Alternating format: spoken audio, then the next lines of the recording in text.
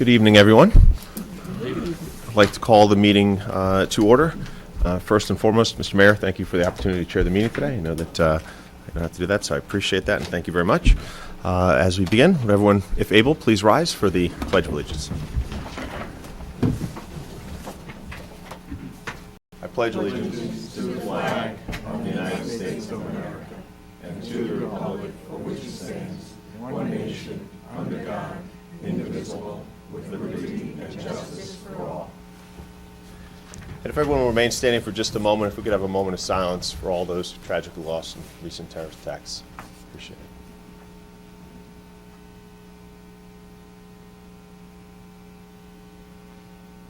Thank you.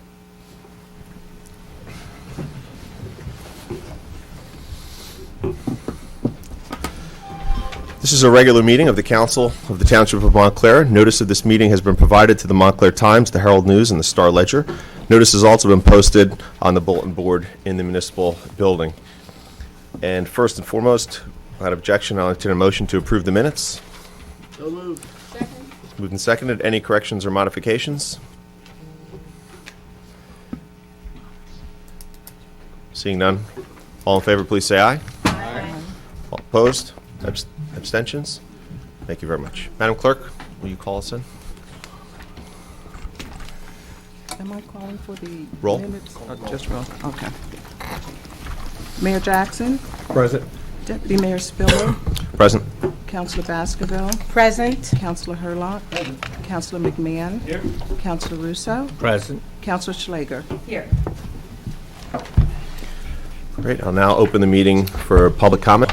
All those wishing to address the council, please come forward, state your name, and please fill in the sign-in sheet with your address as well. And please try and keep your comments to 3 minutes. Thank you.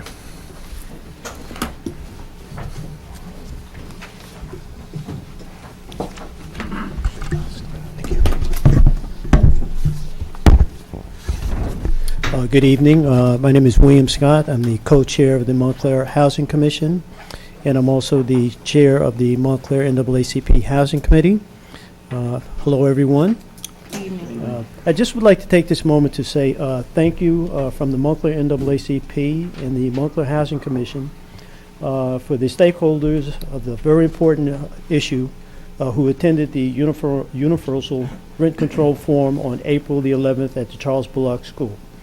I would also like to thank our moderator, Dr. Renee Baskerville, for a council person, for moderating the forum. And once again, I would like to just reach out and say thank you to the panelists who came to the forum from New York and various locations in New Jersey, that being Mr. Kahn, who's the New Jersey Tenants Organization, VP, Peter Harrison, who was a New York City housing advocate, Peg Sipes, an urban planner and also a Montclair resident, Catherine Allen Curry of Allen Curry Realtor, and also Mr. Wilson, who's a developer, lawyer, and also a Montclair resident in the township as well. Also the event supporters and the support groups of different agencies that did attend as well. The forum was very helpful. It started the conversation again about rent concerns and about the high cost of rents in Montclair. But we really wanted to say we show our appreciation for Mayor Jackson, Councilman at Large Bob Russo, who attended the forum and listened to the stakeholders. That was very important, that they did come and listen, because there was a lot of open conversation. And when I refer to the stakeholders, not only the renters, it's the landlords, the property owners, the developers in the Township of Montclair, and I think there was some fair amount of representation across the board with those different stakeholders.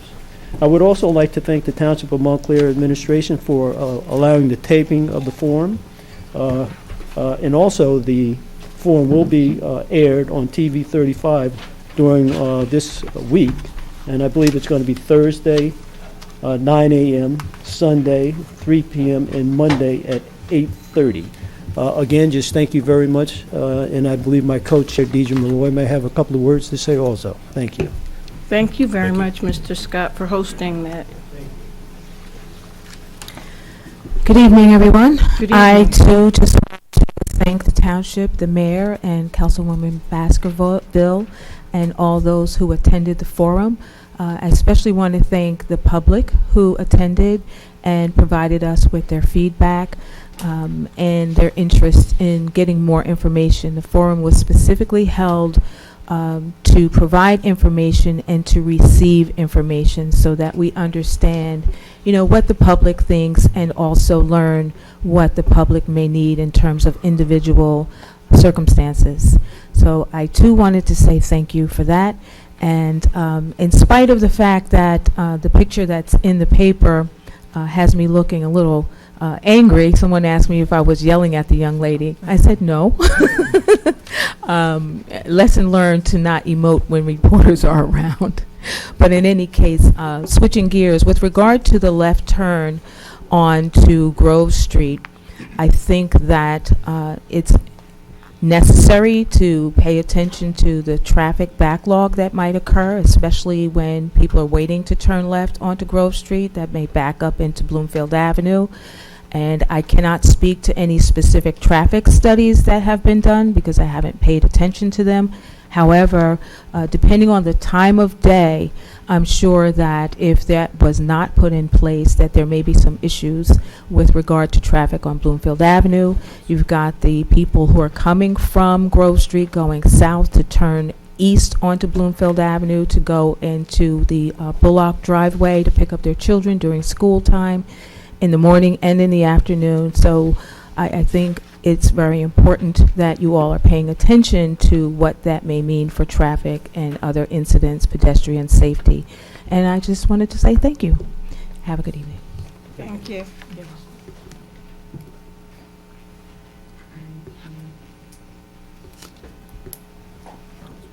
Good evening, my name is Marcia Almeida.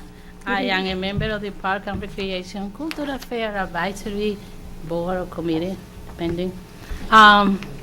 Last November I was here, and I told everybody that coming spring we're going to have a beautiful spring because the Friends of Parks planted over 4,000 tulips. And if you have been driving around, you could tell that Montclair is beautiful. We have over 4,000 tulips all over town. And I had to give thanks to the May Montclair Committee for the donation of the tulips. We also started, so I was right. We also started the cleanup for the park. The first one was Erie Park with a member, or it was a combination with the Park and Recreation and the Environmental Commission. And it was nicely done. Then Bones Hall and Jantacook Park were cleaned last on the 13th. And this past Saturday, we cleaned Crane Park. And we will have a more ambitious plan because we're going to go all the way down to Pine Street, but due to the rain, it was just limited to Crane Park. And if you pass by yesterday, you could have seen that it was beautiful. Today is a little damaged because somebody destroyed some of the plants and cut some of the tulips, which is kind of upsetting. So I would like to make sure that anybody that uses the park take care of it. It's our park. We should protect it. So, thank you very much. Thank you. Thank you. Thank you.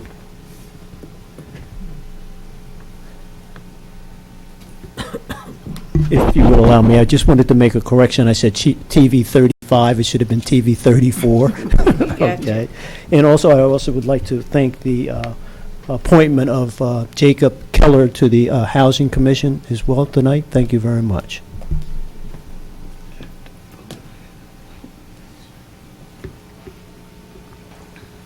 Hi, my name is Fred Halper, 45 Christopher Street, and I'm here respectfully to ask every member of the Town Council to remove from consideration any proposal to sell water or water rights to Glenridge or any other municipality.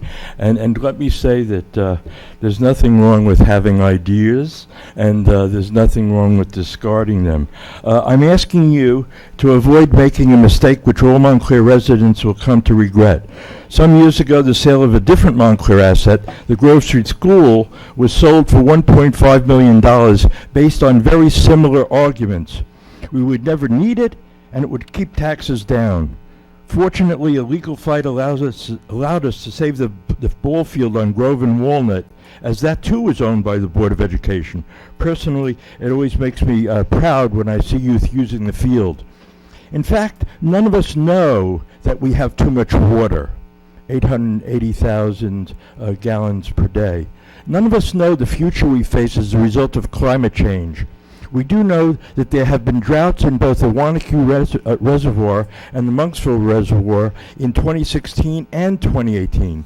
They supply Montclair with most of its water and have been affected by winter droughts, summer droughts, rain, snow, stream flow, river flow, and in fact, the federal EPA indicates that New Jersey, the rate of warming is the third most rapid in the United States. That's federal data, only behind Alaska and Vermont, and that data is from 1988 to 2017. We're fortunate to have the rights to what currently may seem like an abundance of water, but does anyone here think that the North Jersey Water Authority will permit the same allowance of water for Montclair in severe climate change situations? Of course not. They'd have to reapportion downward our allotment. The initiation of the sale of Montclair water rights to Glenridge would be a one-way street, irreversible, once the relationship has begun. I've been told that the arrangement would be in perpetuity, while another elected council person told me it will only be a 5-year contract and now up for renewal. It's unimaginable that people in Glenridge would stand for cutting off their water supply from Montclair once such an arrangement had been initiated. In fact, just the opposite. Given the development taking place in the area around Mountainside Hospital and other sites in Glenridge, yet they cannot get their water allowances increased because they haven't created adequate conservation plans. I've been able to get specific data, although I've tried my best, particularly from the head of the Montclair Water and Sewer Department. What are the projections for increased water needs in terms of an arborist, in terms of residential and retail development in the Wellmont area, the new hotel, development at the southeast corner of Grove and Walnut and other sites in town? Finally, I want to be clear to distinguish between shared services between municipalities, such as the fire department, in which both sides benefit, and it makes a lot of sense, as opposed to the sale of Montclair public assets, such as clean water for drinking, bathing, gardening, etc., for all of our citizens. I hope that every member of the council lets us know what their position on this matter is. And I thank you for your time, and I appreciate the email interaction I've had with several people on the council. Thank you. Thank you.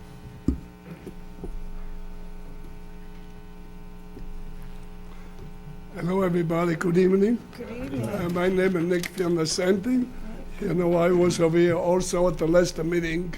I like what you people done because I don't live here too much here in Montclair. The way I say, I live in Texas sometime with my daughter. But anytime I come here, I see quite a few four-way stop signs, which they are excellent. They are excellent. The traffic can move pretty quick. And also I would recommend the way those four signs, the four-stop sign work. If you can make the light at night, only not Bloomfield Avenue. I'm talking about Valley Road, Parker Street, Glover Street. If you can make the light to blink at night between 10 p.m. To 6 p.m. in the morning. Because the idea of this, I see a lot of people, they travel at night. All of a sudden they see the light so far away, the light that's green, and I notice the people pick up speed. But if I work the other way, the people before they reach at the light, they know they got to stop there, and they slow down the traffic very good. We avoid accidents like that, and I tell you that we can do any better than that. I like that very much. Whatever you've done, it was an excellent idea. Also, I like how to say something else. You have to put in mind to slow down to build this building in Montclair, because the traffic will get worse. I'm telling you, the traffic It don't be long. It don't be long. We're gonna be just like in New York. Maybe charge it to use the street, you know, thing like that. You people, you all know that. You all know that we don't want to get alike the way they live in New York because it's a very, very tough. That's all I want to say. Thank you very much. Thank you. Thank you all. Thank you.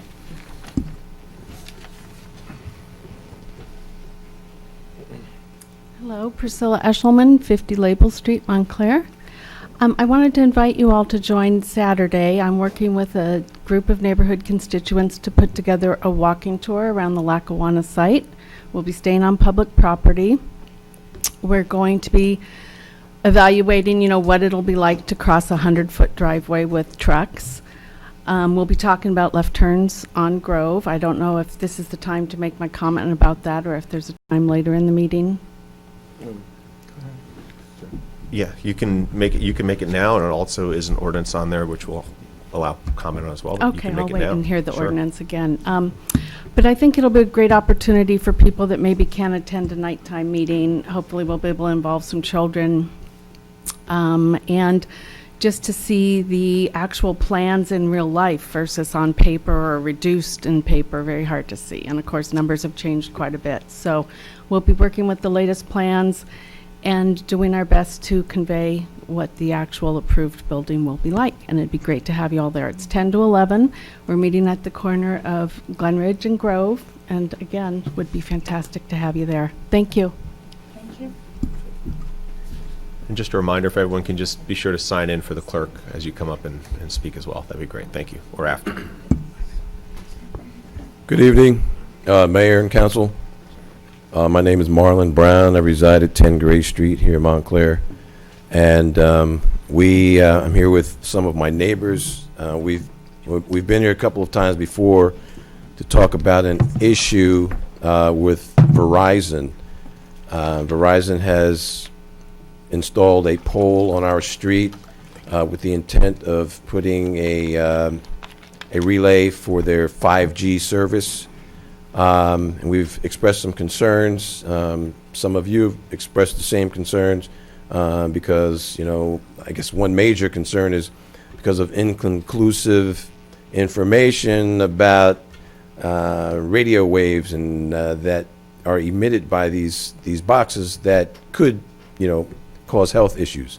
We as property owners are concerned about with that affecting the value of our property and the health of the 41 children that live on our street, and our health too.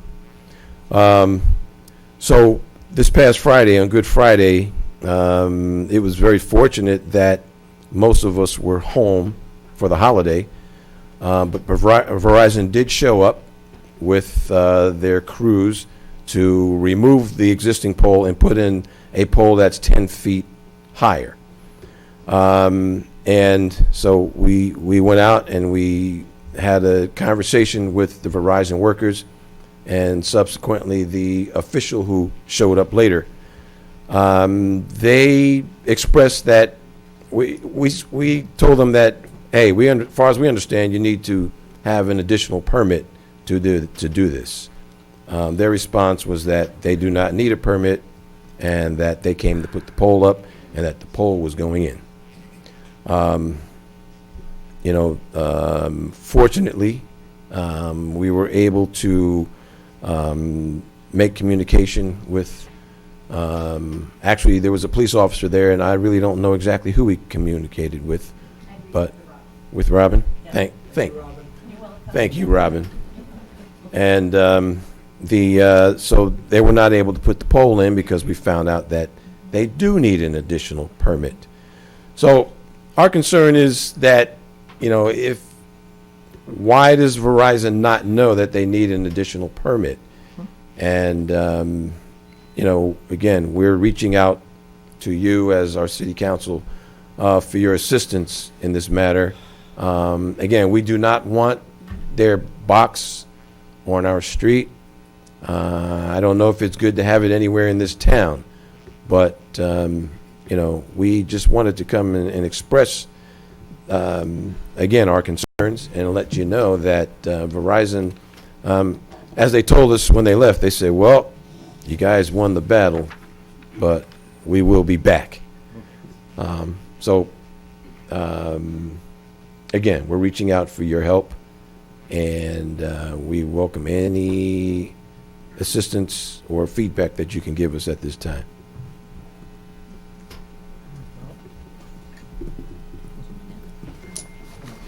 I don't want to make any Do you want I'm to speak sorry. to this, Ira? Do you want me to address it? What, do you want let me now just at make this this- time? Okay. Just one clarification. It's not an additional permit, it's an amendment. Okay. Mr. Caressa? We are working mightily on this issue because the federal regulations did change, as I know you're aware, because you guys keep up with the changing laws. And the permit that they didn't have this time was basically the construction official to install the pole. But if they had gone to the office, he would have had to issue that permit under the existing law. So that's only a temporary fix, so to speak, or a temporary obstacle. The real issue is trying to work with them being Verizon, in order to find another place. I'm not saying we can, but we can try to find another place for this pole to go. Because under the new regulations, the township has very limited authority. And I see you shaking your head because you know this. And we're working now on coming up with laws that will at least give us that bit of authority, which could involve at least some level of siting. It's a difficult area, and all I can say is we're working on it. I have drafts and things like this, but the only thing I can tell you is people are very concerned up here, and we'll go as fast as we can to try to protect you, and if possible, we'll try to work with Verizon to put that pole somewhere else. But I don't want to sound like I'm promising it, because we don't hold the cards in this game. We have moral suasion, but they have the law. One thing that, Sean? Sean Waters, 4 Gray Street. So I understand you're towing a fine line here, and I can certainly appreciate that. There are many decisions that have preceded our little battle here on the block, and I certainly understand that. But just a little bit of realism here. Are we essentially looking at a long, drawn-out process where in the near or medium-term future we'll end up having some form of a pole with some form of a box on our street at some point with little redress immediately, and look to work with you for a longer-term solution? Or do you feel, and I'm asking you for probability here, do you feel like you have a good chance at getting them to place that pole not on somebody else's block, but in possibly an area within Montclair that allows them to get their job done for their network and keeps it off of our street? The technology that they're installing only reaches, the waves only go from 500 to 1,000 feet. Mm-hmm. So if they're going to deploy, as they say, this 5G technology, they're going to have poles, or at least they could be on light poles or whatever, but they have to have antenna, small cell nodes, as they're called, relatively close to each other. Now, can we get it off of Gray Street? I don't know. We can try, but maybe it'll end up on Harvard Street, which I'm sure would hear from the people there. Sure. So I can't answer your question. I can only answer that we will try to, minimize the impact on a residential street like yours, but that's the Understood. best I can do. And Understood. I'm sorry, but that's... Just for the longer term on things, on issues like this, I'm sure there are things that town council publishes, and I can't say that I've been super involved over the years I've been here, to get an opportunity for future projects like this.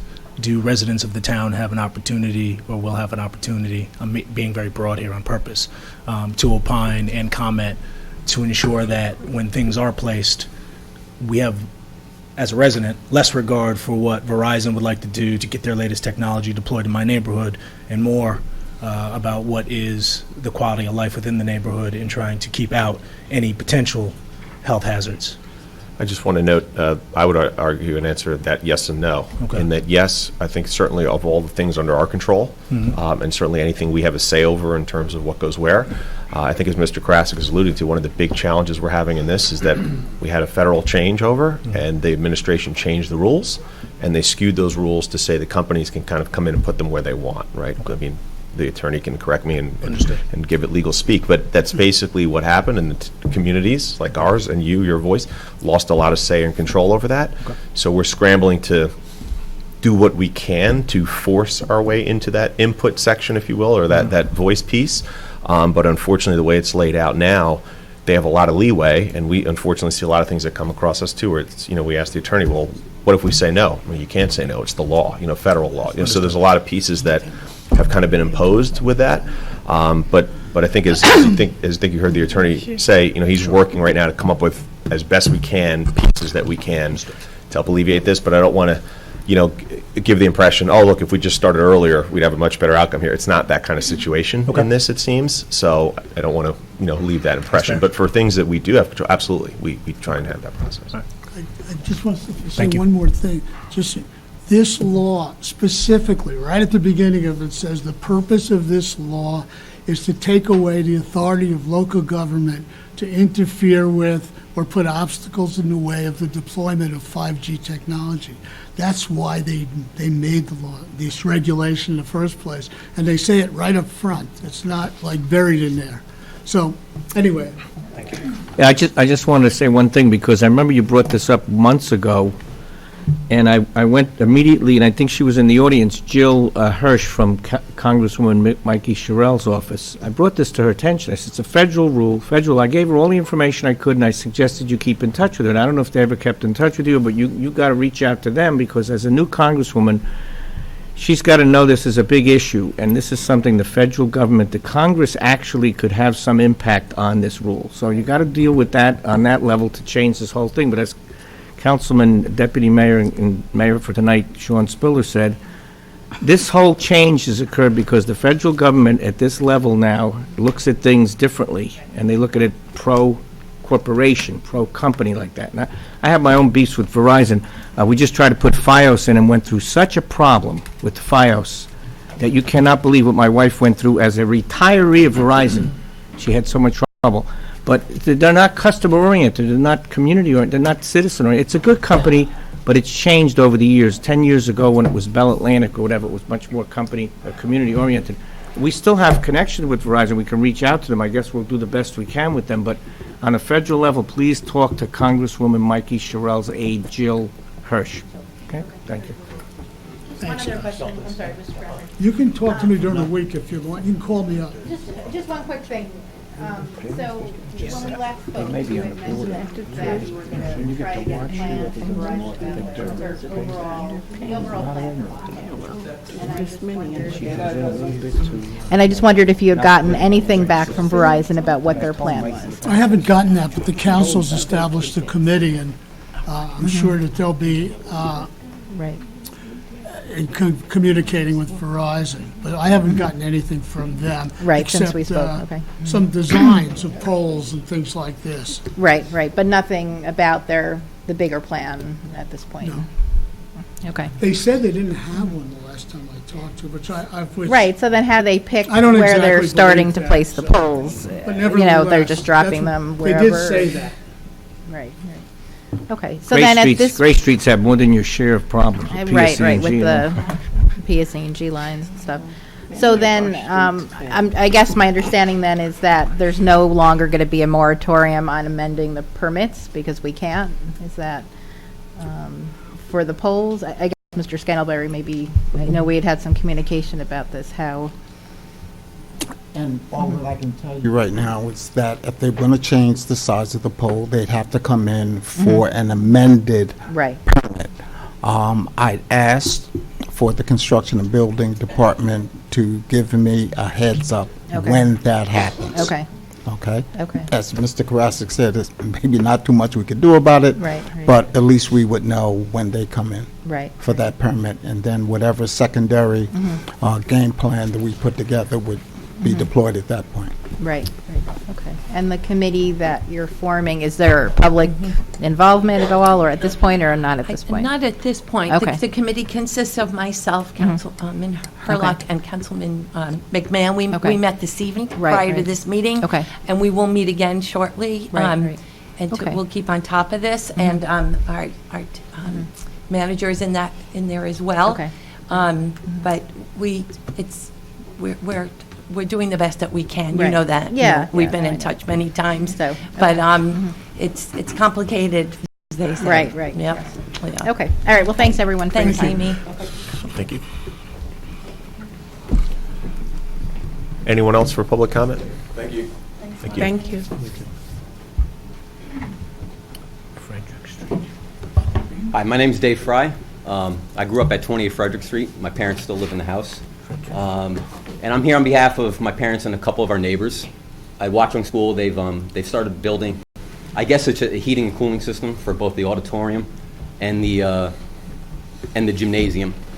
And I brought some pictures because it's quite the scene. I mean, it's a spectacle. We anticipated being quite loud. Now, to start, we were never given notice they were building this. They've also been building past midnight. And Is so our this- neighbors is this across the street, who I On did... Watchung School? Yeah, Watchung School. So our neighbor, and our neighbor across the street actually works in the school.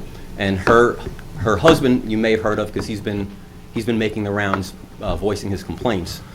But they've been kept up at night with these people there till 1 in the morning some nights. Cars coming and going, people going in and out of their pickup trucks. And we were never informed that this was happening. Then there's the fact that this is the site of it, which is not pleasant. And, now they've put a fence around it. I brought pictures. It would have been nice if they put a wood fence, at least block some of this. But they're just putting up a chain metaling fence. And it's a spectacle. And the context of this being put up is that, Frederick Street's relatively modest-sized houses. They're mostly 3-bedroom houses, 1 to 2 bathrooms. Very high property tax. I'm a realtor in town, by the way. They're very high property taxes because the location is so desired. But part of the location that it's nice to be there. And if you're going to put a large HVAC system, 2 of them, where it's a bunch of tin and metal, and it's going to be loud, it's going to be loud at night when there's recitals, it's a less pleasant location. And we've tried making calls and haven't gotten much headway. Our town councilwoman that we are our representative, hasn't called us back. And so, at minimum, I'd expect them to replace these chain link fences and put a wood fence, at least block it from some. But like our neighbor next door, this is directly outside their door. Is what I'm showing you now is directly outside their door. It's the same picture. One is zoomed in a little bit. But this is what about 5 to 6 houses on Frederick Street are now looking at. When did this start? It's gone up quick, so it's only been about 6 or 7 weeks, I think. I think it'd be a little less than 2 months. And it's central air conditioning? I think it's heating and cooling. I'm not sure. Heating and cooling? Yeah. Now, our neighbor looked up, he went and looked at the side of it and looked up the details, the specs on this thing, and he thinks it's going to exceed regulations of the amount of noise that it's allowed to make. He thinks it's going to make the amount of noise that a gas-powered leaf blower is going to make. Right. We hope not too. But in the meantime, look, they've already built a big concrete base, and they've installed these monstrosities on there. They've broken into the school. Obviously, it's a little late in the game to expect them to move it, unless it actually does break regulations, then it's an even bigger headache. But at a minimum, I'd expect them to at least be willing to put up like a wood fence along the neighbor's house, so at least it blocks half the street, and around the devices, because that is not pretty looking. David, where does that face? To the street? This is a That driveway is from into... the houses on Frederick Street, so that is Looking at- facing but the it's school. looking at this. It's looking at the school, yeah. And honestly, it looks a little worse in person, to be honest with you. Like, when you drive by, I know my parents, they're active in the Montclair Democrats, and they spoke to the mayor at a social function. He said, yeah, I've seen it. It looks terrible. Anyone who sees it is going to tell you, this looks terrible. Your mother spoke at length to me. She was referred to me by Senator Nia Gill at that same event. Okay. So Senator thought it was a local issue. I said, yeah, it's a local issue. It's also a Board of Ed issue. Right. But I did try to listen to your mom, and I told her to put something in writing to me, which I don't think I got, an email of some sort that would give me details to, now I see this full up, but the question to me is, for me, is, that seems like something that could be covered, unless because of the nature of the air conditioning equipment, it needs to be exposed and have air be able to breathe. But I'm saying something like that could be possibly enclosed better. So it Right. could look better, Right. and it could muffle the sound, I think, technologically, but I'm no expert. At a minimum, it'd be nice if wooden fences were put around. I mean, my neighbor's fence, that's what's looking out the side of their house now.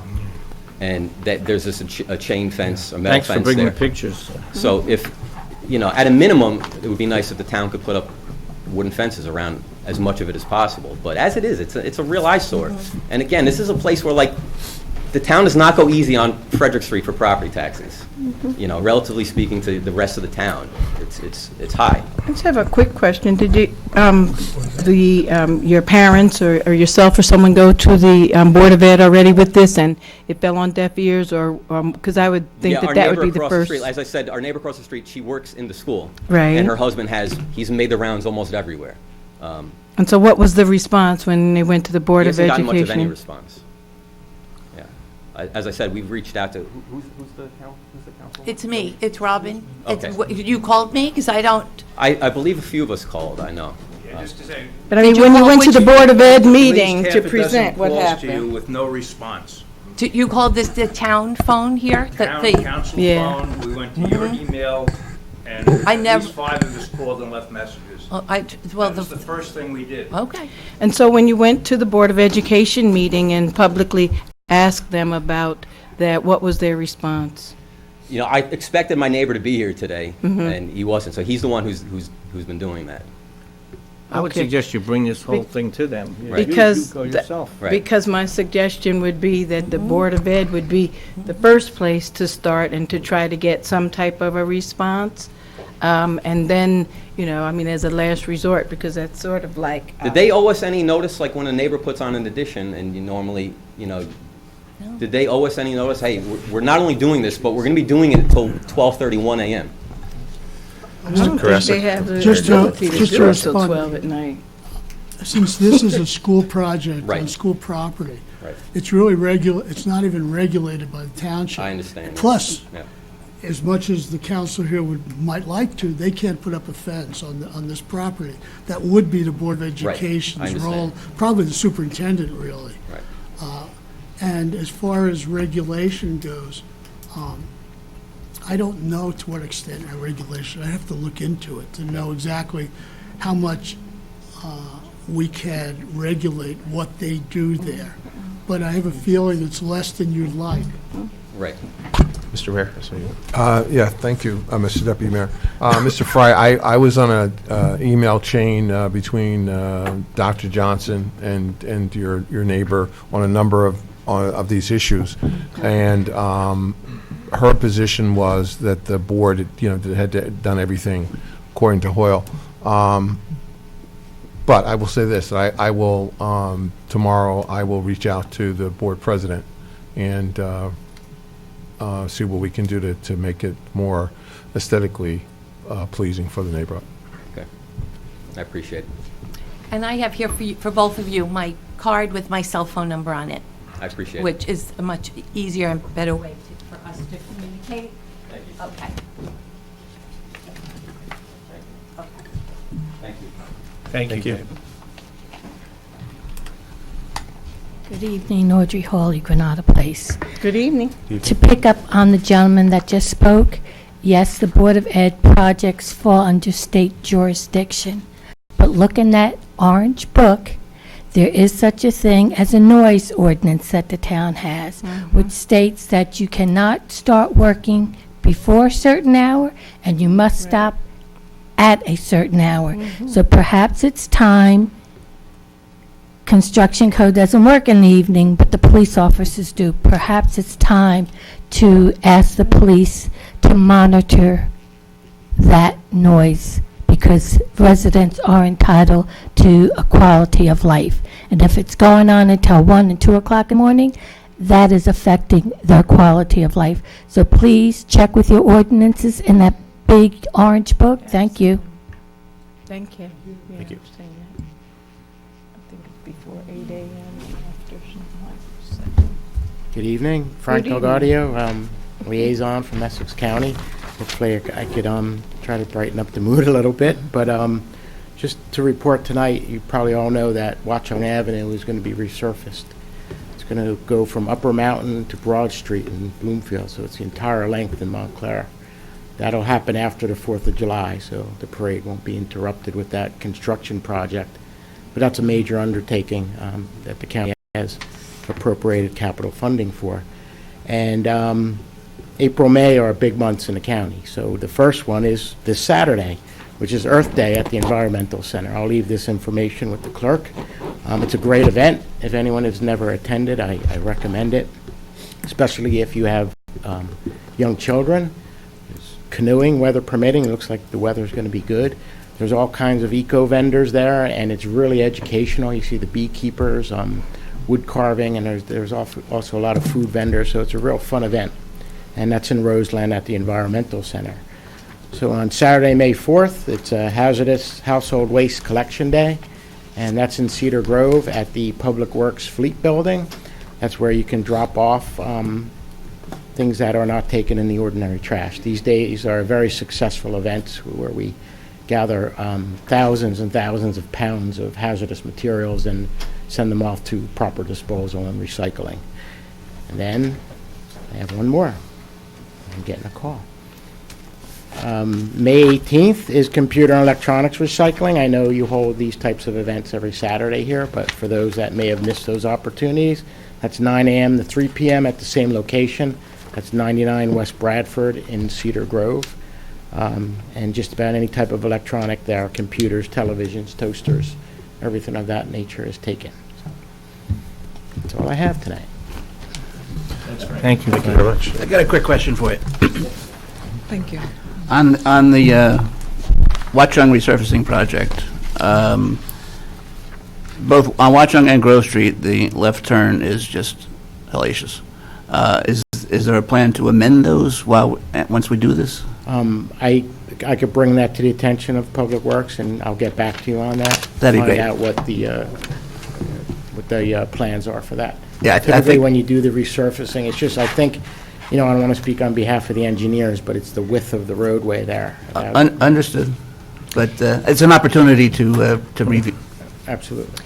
I also have a question on that. When you're going west, and you go into the train trestle and you make a right turn, the curbing there is all deteriorated in many regards. There is no more curbing. Right. It's all fallen apart, and it's been carted away. Is there any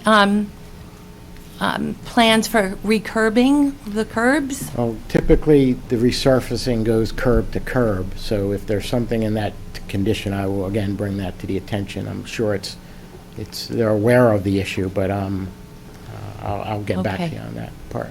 Okay, thank you. Be good to do it all at the same time if you could. Yeah. Got it. And I'll also just note that thanks for the mailing you guys put out. It has a lot of the dates in here as well. Yes. So those at home who get this, it's a great opportunity to kind of look through here and keep track of some of those things that you noted. They don't have Cherry that. blossoms are great. Yeah. It's the second wave now with the double blooms are coming out, so if you missed the first wave, it's worth seeing. All right, thanks. Thank you. Anyone else for public comment? Seeing none, I'll close public comment. Thank you very much. We have a number of proclamations. The first is declaring April 2019 Autism Awareness Month. One of my colleagues would like to. Sure. Is there Councilwoman. anybody here this evening to receive this? So, okay, so I'll read it. Okay. If you'd like, sure. Okay, okay. And then so move. Sure. Okay, this is a proclamation declaring April 2019 Autism Awareness Month. Whereas autism is a biologically based disorder that impacts the development and functioning of a person's verbal and nonverbal communication skills, social interactions, and patterns of behavior. And whereas autism is estimated to affect 1 in 34 children in New Jersey, according to the Centers for Disease Control and Prevention, and the CDC, Health Resources and Service Administration, recently released a report that found similar rates across the country. And whereas while there is no cure for autism, it is well documented that if individuals with autism receive treatment early in their lives, it is often possible for those individuals to lead significantly improved lives.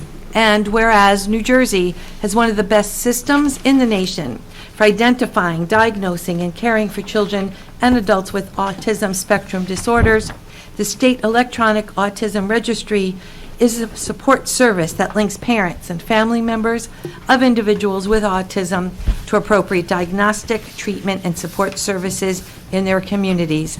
Now, therefore, be it resolved that the mayor and the council of the Township of Montclair in the County of Essex does hereby proclaim April 2018 as Autism Awareness Month and encourage those who live and work in Montclair to support families and individuals as they respond to the challenges of autism and autism spectrum disorders, and to also support initiatives related to autism, research, training, information, and availability of services.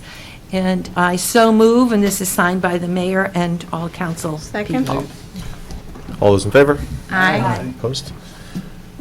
Thank you, Councilman Schlager. Next, we have a proclamation declaring April 2019 Limb Loss Awareness Month. Is there someone here who'd like to come up for that?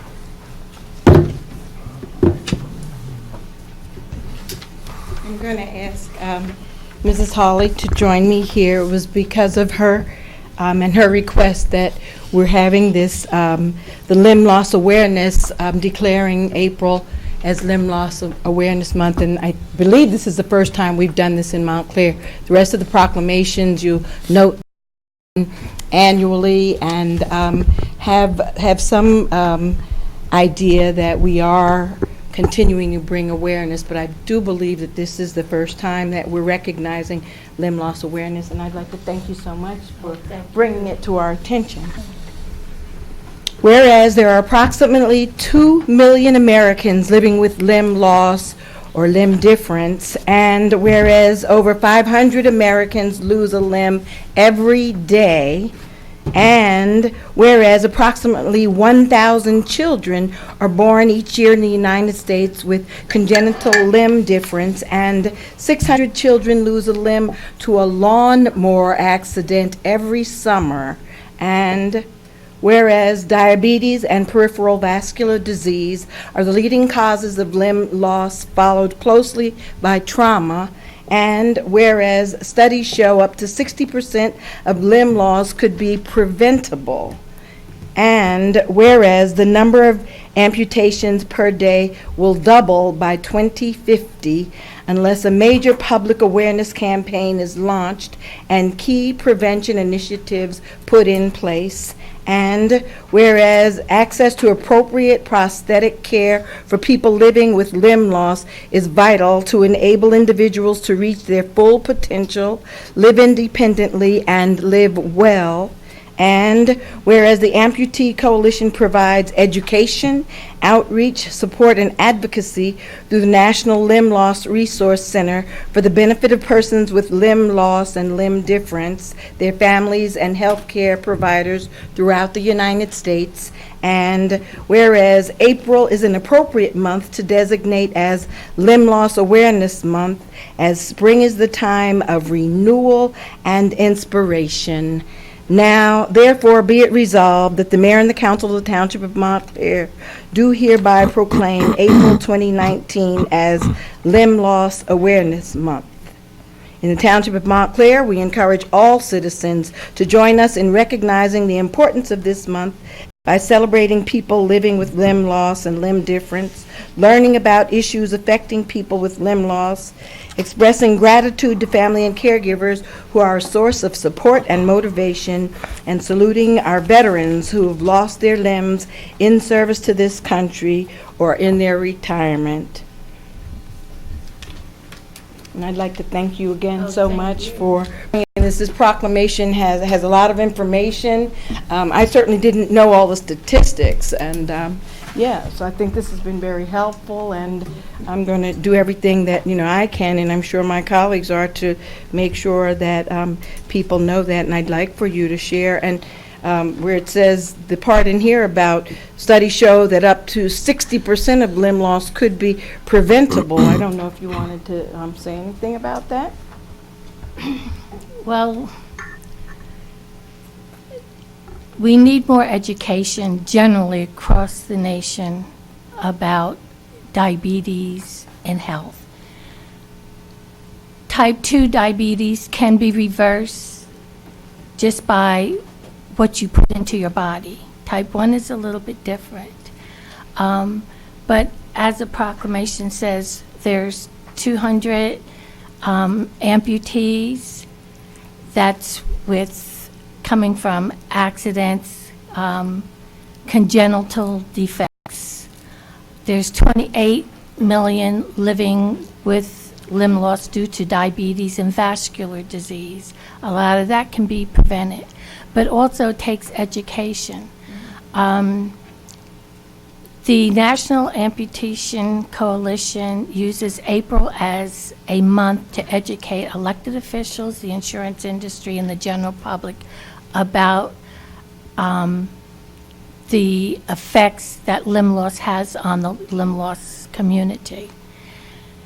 Right now, the insurance industry does not want to pay for the better legs. Myself, I'm an amputee, 8 years. I now have a microprocessor in my knee. It's not going to permit me to fall. The insurance does not like to pay for that. They want to give you a hydraulic knee, so if you're walking, you can just go down in a second. Microprocessing, as you start to fall, will lock up on you, so you're not going to fall. But the insurance industry doesn't see the need for a microprocessor. They rather see the public fall, then they have to shell out for busted hips, broken legs, and the likes. So they're paying more out with a hydraulic system than they are with the microprocessor. But the microprocessors cost major bucks. But there's many people walking around that don't even have the hydraulic legs, and it's a sin. And there's many people walking around that don't know that there is treatment and facilities that can help you outside of your initial rehab. I didn't know it. For 7 years, I was unaware that there was an amputee walking school that is not connected to any insurance. You go, they meet the first Saturday of every month. 2 amputees started it, and they work with you from 9 o'clock to noon, going through all kinds of obstacles and teaching you how to better use your prosthetic device. So this is something that by educating the public, they will become aware of it and just spread the word. And hopefully by spreading the word, the insurance companies, mainly the insurance companies, will see that there is a need to have the better devices. Even my insurance company, when I first started out, and they first found the cancer in my leg, I did not lose my leg to diabetes. I lost it to a sarcoma, which is an aggressive form of cancer, all right? And my secondary, because I was Medicare at the time, my secondary insurance, who the township had as one of their insurers, who they later dropped, and the state also pulled away from that company, they delayed me going into surgery by 5 weeks. And as a result of them delaying my surgery, my cancer grew from a baseball size, from a golf ball size to a baseball size in 5 weeks. So as a result of them having to go in further and do other more complicated surgery and having to remove and move veins and arteries, they realized I had peripheral artery disease from past years of smoking. And I hadn't smoked in 20 years. So there's a lot of stuff that we do to our bodies unknown to us that we can prevent and prevent a lot of the limb loss. So I applaud the council for doing this. I also, Councilman Russo recommended when I sent out the email asking if you would do the proclamation. He also said I should send it to the governor. I sent it to the governor, I sent it to Senator Gill, I sent it to Senator Menendez. Senator Gill's office responded right away. And yes, I did get a proclamation from the governor's office, thanks to Senator Gill's office. Thanks to Councilor Baskerville, the council has provided me with this resolution, which will be sent tomorrow morning to the National Coalition. So I thank you, and just become aware of it, and please spread the word. If you know anybody with an amputation, if you don't have the information to give them, please have them contact me, because I can give them information where they could get additional treatment that will not cost, and they don't need insurance. Thank you. Thank you. Thank With you. gratitude, I thank you, and I so move April 2019 Limb Loss Awareness Month. Second? All those in favor? Thank you so very much. Thank you for helping to educate all of us tonight. Thank you. Next, we have a proclamation declaring April 22nd through April 26th, the Week of the Young Child. Is there anyone here for that proclamation to receive that? Would someone like to move it? I will. Second. All those in favor, please say aye. Aye. Opposed? Thank you very much. Next is a proclamation honoring nurses at Mountainside Medical Center during National Nurses Week. Is there anyone here to receive that? Would someone like to move it? I'd like to just not read the whole thing, but just because they were here a couple of years ago and received this, I wanted to read it. It seems like it's Health Night, and this segues into what Councilor Baskerville just did with Audrey. It's the council places high priority on quality health care for all our residents. We appreciate the dedicated professionals who contribute to our nation's overall health care, and including especially the hundreds of nurses at Mountainside Medical Center who hold many levels of experience and proficiency. So the annual observance of National Nurses Week is May 6th to May 12th, and this is the anniversary of the birth of Florence Nightingale, who was one of the founders of the nursing profession. We credit the nurses at Mountainside Medical Center for delivery of exceptional and compassionate patient care. And therefore, by virtue of this proclamation, the Town Council of Montclair does hereby proudly recognize the registered nurses, licensed practical nurses, and nurse practitioners at Mountainside Medical Center who are committed to ensuring the best possible outcomes for all their patients. I so move. Second. All those in favor? Aye. Opposed? Abstentions? Thank you. So we'll hold that for them. And last, we have a proclamation recognizing and celebrating the 20th anniversary of Falun Dafa Day. Is there anyone here to receive that? Would someone like to move it? So moved. Second. So moved and seconded. All those in favor, please say aye. Aye. Opposed? Abstentions? Thank you very much. Next, we have our pending ordinances for second reading. I'm sorry, Madam Clerk, would you, I think with Angela, get the Fallon Day one to the young lady who sent the email about it? I think she was looking to pick it up to take to a ceremony. Okay. I just wanted to, thank you. Thank you, Mayor. The first pending ordinance is an ordinance prohibiting left turns on Grove Street between Glenridge Ave and Bloomfield Ave. Is there anyone present who wishes to be heard in relation to the proposed ordinance?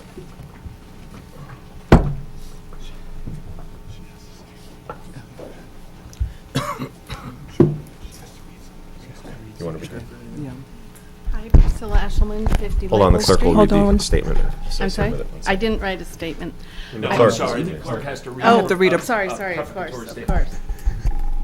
I wish to report that the ordinance have been published and posted, and that copies have been made available to the public as required by law. First ordinance is 019-009. Ordinance prohibiting left turns on Grove Street between Glenridge Avenue and Bloomfield Avenue. Thank you. In short, I'm very encouraged that you're having a second reading on this resolution. I'm very encouraged you're taking up the issue. It's imperative for safety. At the same time, we have shopping center coming in. We've lost the dedicated pedestrian walkway. So it's really important that it be clear how somebody gets across a driveway. And if you're trying to watch left turns, that's more than twice as hard as looking for people making right turns into a driveway. The fact that it's being discussed now, 4 years into the process, to me indicates how poorly conceived the entire plan was. To me, access into the parking lot was more important than the historic parts of the plan to begin with. What could be more important than how people will get into and out of a parking lot? The plan apparently includes making lefts over a painted island. It was already not legal to make lefts on Bloomfield, but that wasn't part of the plan. The traffic studies didn't exclude left turn. The valet operation doesn't exclude either left turn, at least in the meetings where it was discussed. So at this late date, we're wondering about left turns, and yet that should have been the very first point of this entire design. So thank you for putting the safety of your constituents first. Nothing is more important. Thank you. Thank you. Thank you.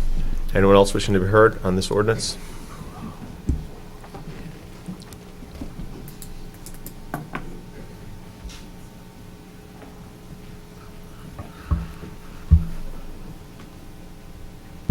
Yeah, I don't have to be sworn in. Go ahead, Brian. Okay. Say your name. Yeah, say your name. My name is Brian Stolar, and our office is at 363 Bloomfield Avenue in Montclair. I'm not going to go back through all the history, but I did make a few notes, and I'd like to just speak to them. So first of all, this pedestrian access was discussed at great length during the 15 or 16 months of the planning board hearings. There was discussion by our traffic engineer, by NV5, who is the planning board's traffic engineer, and also our civil engineer. And the feeling is it is the safest thing to do to permit the left turns. We don't make any money from this. It's not something that makes the project bigger or better for the developer. We think it makes it better for the community, and so did the professionals who presented. So first of all, it is not illegal to make a left turn onto Bloomfield Avenue out of the parking lot. You can ask your police, you can ask the county. If it was, it would be illegal to turn out of any parking lot on Bloomfield Avenue, which is just not the case. However, to restrict every single left turn to only come out of Bloomfield is not, in our view, or in the view of all the professionals who spoke, the smartest thing to do for the public. And there are a few problems here. If we want to make a safer condition, you don't really want to put forward what is an enforceable situation. This was discussed at great length, and we think it really should be studied in a complete way. Nobody is going to really look at a driveway on Grove Street and say, this doesn't look like a place I should be able to turn into or turn out of to the left. So people will pretty much not follow it on at least a fairly regular basis. That puts the pedestrian at risk, and I am involved with the New Jersey Bike Walk Coalition, some of you know that. The last thing we ever want to see is an unpredictable condition for a pedestrian. We want them to see a sign that doesn't tell them that they should wonder about something, but something that they can count. And inevitably, that's what creates the biggest problems. What our engineers and what I think the county has told us in the meetings that we had, in fact, I was at one of them, is that traffic calming on Grove is the most valuable thing to do for pedestrians. And by the way, the supermarket tenant wants those pedestrians to come and go. We've created 5 ways that you can walk to the supermarket without going in a parking lot, and you don't have to even cross this driveway to do that. In fact, you never have to cross this driveway to go to the supermarket if you are a pedestrian. You can come from Bloomfield from the east, Bloomfield from the west. The pedestrian connector, we created by cutting through the building all the way to Lackawanna. You can come, that's 3. You can come from the Glenridge, cross any of the protected crosswalks and down the new sidewalk that we are creating to the new staircase. That's 4. And then the 5th one is that there's a handicap ramp also to the north of this driveway. So nobody will ever walk across this driveway to go to this supermarket or shopping center. Not saying somebody wouldn't want to walk there otherwise, or wouldn't need to walk there otherwise, and that's certainly the case. But again, we think it's definitely safer to do that with the condition with the left turns. Drivers will become very, very frustrated when they can't do that, make a left turn there. Some will just decide to do it anyway. Others will say, okay, I'll try to do it on Bloomfield, which will obviously double the number of people trying to cut across Bloomfield Avenue, where the traffic volume, and I won't speak to it by numbers because I don't want to misstate something, but it's substantially greater, obviously, than growth. And then the other problem is that the only other two choices that somebody can make as a driver would be to make a right out of the parking lot on Bloomfield, make a right on Lackawanna, make a right on Glenridge, and then run up to the light by the post office and try to get there to make your left on Grove, if that's what you're doing in the first place, or to go east on Bloomfield Avenue. You know, that's not a very good situation either. So either they're going to try to make the left on Bloomfield, which is harder. They're going to, again, in or out, they're going to be stuck at this driveway on Grove trying to figure out what to do. Are there any police here? And it's not going to be very enforceable.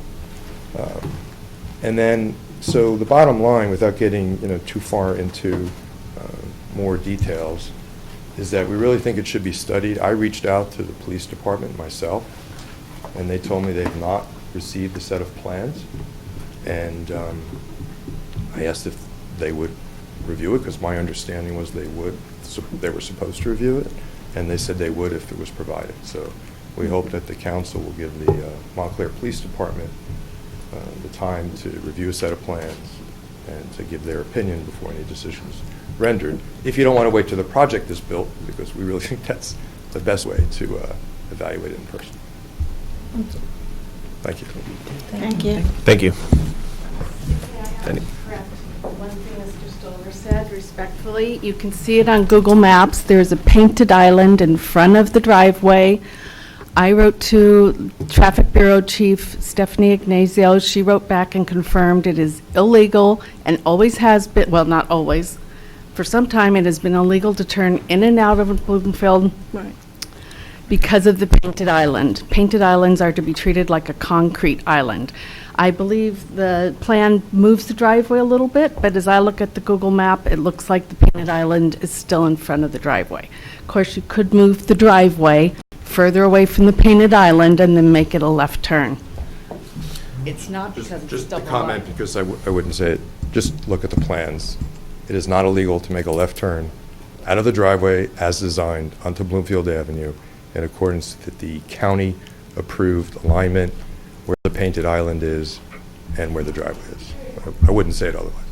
Thank you. Anyone else wishing to be heard on this ordinance? Seeing none, I'll open up to my colleagues. I got something to say. Please. Okay. I have the same objection now that I had when it was first introduced, and that there's no supporting documentation to it. And in furtherance of deep diving into this thing, I think it's also premature because this project, while it's approved, it's going to take a while for it to be built, and I think we really need to do a holistic approach. Having seen no documentation, I did talk to both Stephanie Ignazio and Tracy Frisano today about this, and like Brian said, they would like to review the plans and think it should be tabled for now. They would like a chance to study it and plan, look at the whole project, not just this one aspect. And so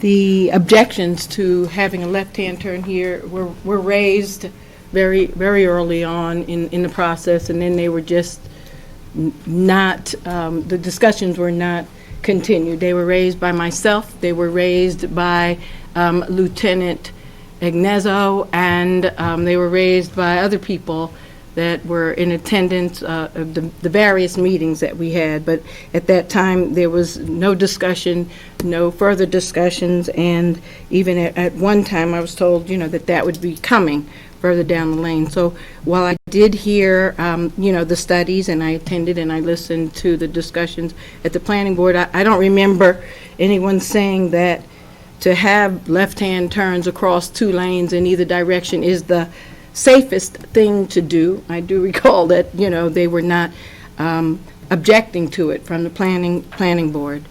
The police did respond in writing that they are opposed to the left-hand turn, and we got a copy of that, and at the most recent meeting of the Pedestrian Safety Committee, which was last week or the week before, the Pedestrian Safety Committee also agreed that the safest thing that we can possibly do would be not to have people going across 2 lanes of traffic to go in or out of a parking lot. So the question of, whether it can be done, sure, almost anything can be done, but I think that for all of the people that have reviewed it and looked at it thoroughly, I have not heard anybody say that the safest thing to do, and I'd like to see that in writing, that the safest thing to do would be to allow people to cross 2 lanes of traffic to make a turn into or out of something.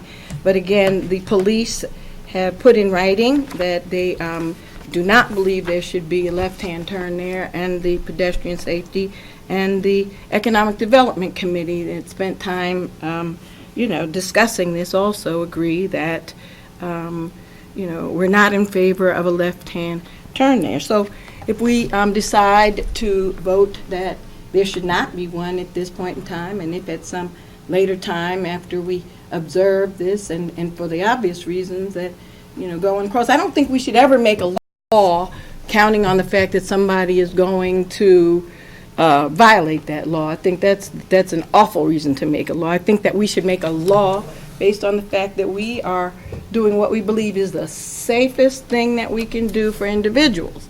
Now, if people decide to break those laws, whether it's, this law or any other law, then there are consequences. But I don't think that we should say, oh, well, somebody may not want to wait or may not want to go around, so let's, weaken our laws and allow them to go ahead and do it anyway. I think that is an awful reason to make any law.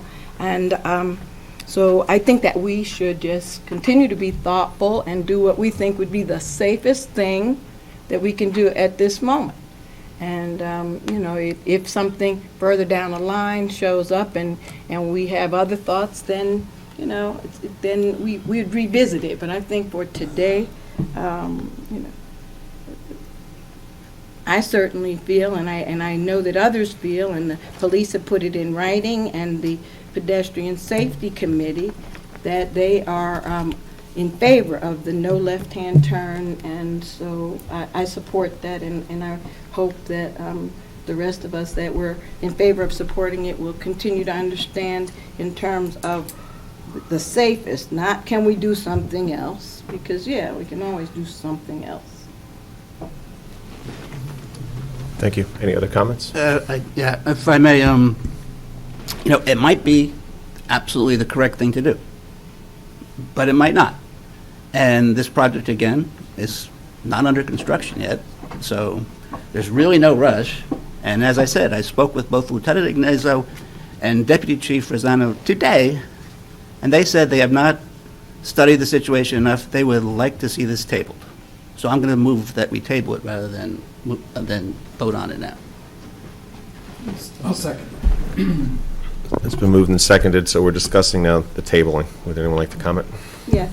I think that if this body is going to decide that we should stick with the no left-hand turn, I think that it would be beneficial for us to let the developer know that sooner rather than later. And if we decide tonight that we are going to, for the moment, say that there's no left-hand turn, and then something else happens such that we feel as though we made a wrong decision with that, then at that point in time, I certainly think that there's no reason why we couldn't do it at a later date. But I think it would be only fair to the developer that if we're going to go with the no left-hand turn, that we let them know sooner rather than later. That would be my rationale for sticking with doing it now, So I don't know, is this an official communication, Councilor McMahon, from the police? Because I thought we had a written communication from the police saying that they want it. No documentation whatsoever. No, I'm saying what you just said tonight, that they're saying they'd like us to table it. That's what they I trust you, but I thought we had something saying that they support it. I'm getting confused by this. Did everybody get a copy of that What? email? No. Okay. Well, I got a copy of the email. Did you see that? Because The email was from me. Okay. And Okay. I had been directed by the governing body to seek the opinion of both the fire department and the police department. Right. And I Correct. did that, and the police department rendered its opinion on Saturday, March 23. Can you Correct. restate that And opinion? what, say that? Sure.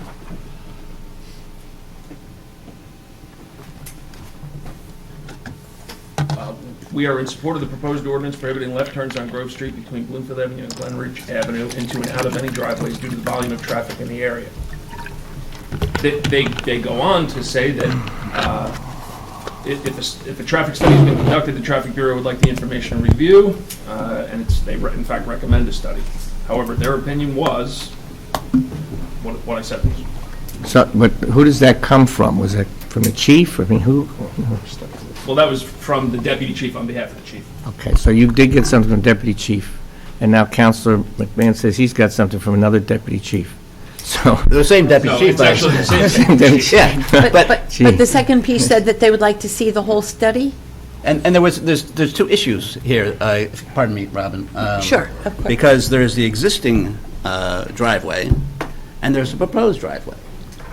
And in talking with both Stephanie and Tracy, they thought they were only talking about one driveway. Now they're talking about two driveways, and again, the whole project, and they reiterate what they said in there, they would like to see the traffic study before they render a final opinion.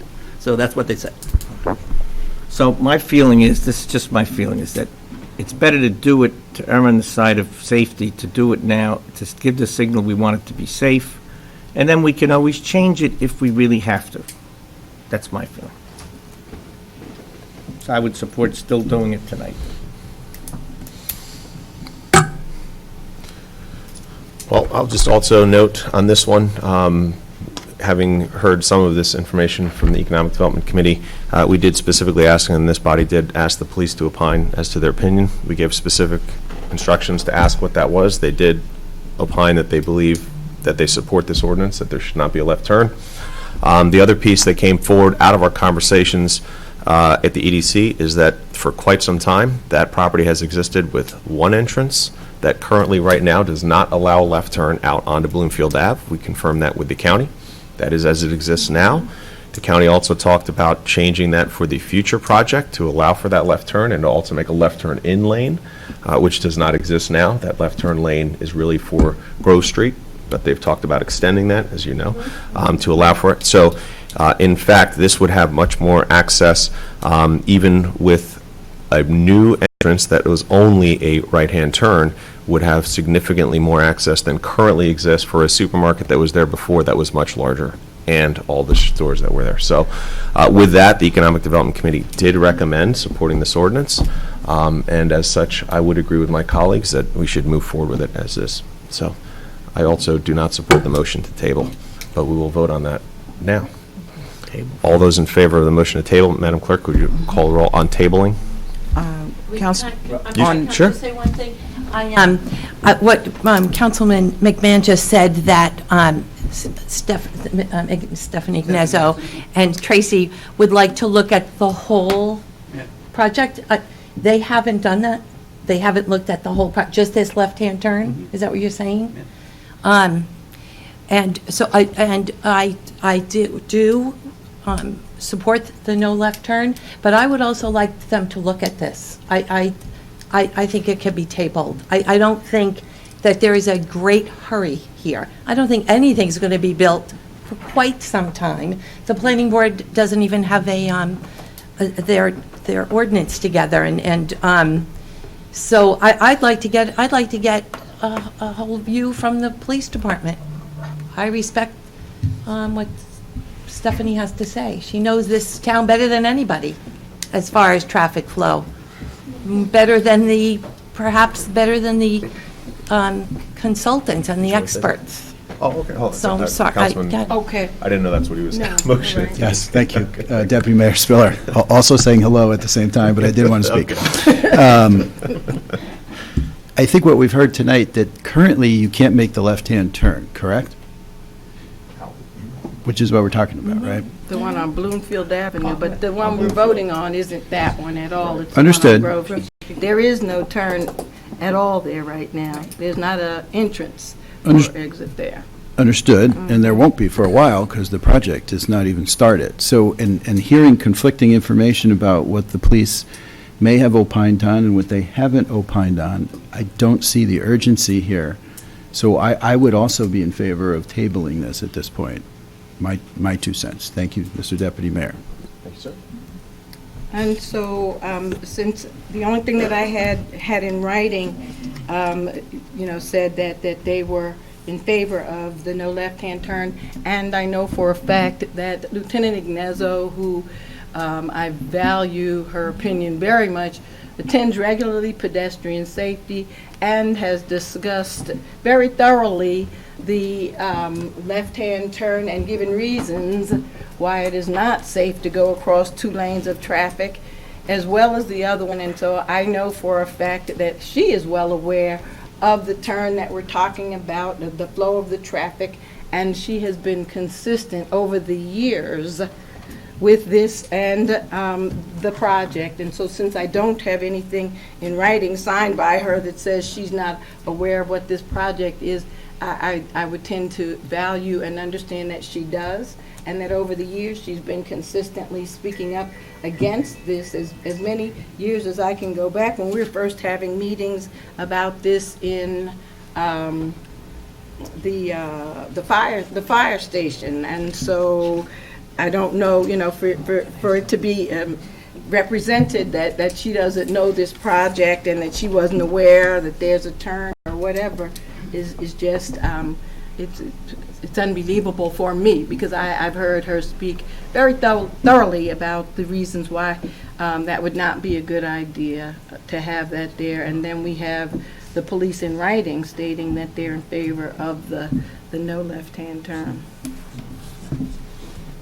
Anyone else on the motion to table? Seeing none, Madam Clerk, would you call the roll, please? Councilor Baskerville? Not in favor of tabling. Councilor Hurlock? Yes. Councilor McMahon? Yes. Councilor Russo? No. Councilor Schlager? Yes. Deputy Mayor Spiller? No. Mayor Jackson? No. Okay, we're back to the main motion, which is the ordinance as written. I believe we've discussed it, but any other further comments? Hearing none, Madam Clerk? Will we have... This is public speaking, that it could be opened up. I have a comment from Cindy Stein, who had a medical emergency. She asked me to report. With the, He can speak on his own behalf.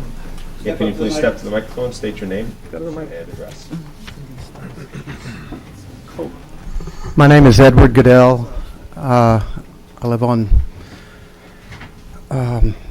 in Montclair, and I'm here speaking on behalf of Cindy Steiner, who is the Executive Director of the New Jersey Bike and Walk Coalition, which is the only statewide organization advocating for the right and safety of pedestrians, bike riders, and drivers, headquartered here in Montclair. We are the organization who won the safety infrastructure improvements for pedestrians and bike riders on the George Washington Bridge, on Route 35 at Jersey Shore, and in many towns throughout the state. We support approaches in road design that include all of the 3 E's: engineering, education, and enforcement, as a safe roadway design incorporates all 3. To that end, we oppose the ordinance banning left turns from Grove Street into Lackawanna Plaza, as this ban is solely an enforcement solution and one that is set up to fail. We encourage the town and the county to explore a broader approach to the concerned intersections that would include infrastructure solutions to this situation. Engineering changes have the capability to be permanent, whereas merely establishing a ban will require policing and therefore cannot provide the same level of safety and effectiveness.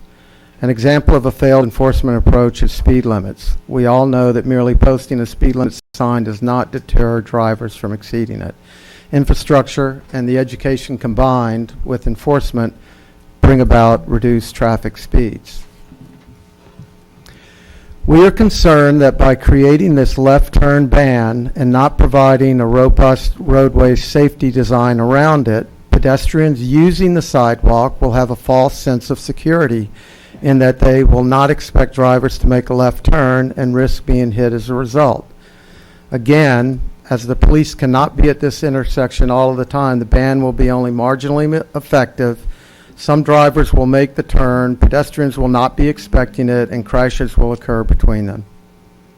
This town passed the state's first complete streets policy back in 2009, and since then has let it sit on the shelf. Complete streets is a principle used in road design where all road users are accommodated. It's accomplished mainly through infrastructure changes. The principle takes into consideration that humans are fallible and the road should be designed to minimize the disastrous impacts of errors made by people. In this particular situation, simply banning left turn does nothing to address the dangers of those who fail to follow that rule. If the town were to take a broader approach to the safety of the turns in question that includes engineering and education, they could come up with a solution that mitigates the risk of those drivers who fail to follow the rule. While change is often difficult at first and more so with street design changes than with signage and ordinances, the lasting impact far outweighs the initial disruption to the people's inference behavior. Further, our policies regarding safety of all road users should prioritize our most vulnerable road users, pedestrians and bike riders. Please reject this proposed ban on the left turns into Lackawanna Plaza and instead engage your transportation engineers who are knowledgeable and experienced in safe road design for all road users to work with the town in devising a broader, more comprehensive approach to this challenging traffic situation. We would be pleased to provide references to such resources at your request. Thank you very much, Cindy Steiner, Executive Director. Thank you. Thank you. Yes. Thank you, Mr. Deputy Mayor. So, and I certainly value Cindy Steiner and her opinions regarding pedestrian safety, and I've worked with her on committees over the years, and so I agree wholeheartedly with her when she says, education is a key piece, and certainly I think that it is, and that's why I feel certain that we'll be able to educate our population regarding the no left-hand turn there and something safer.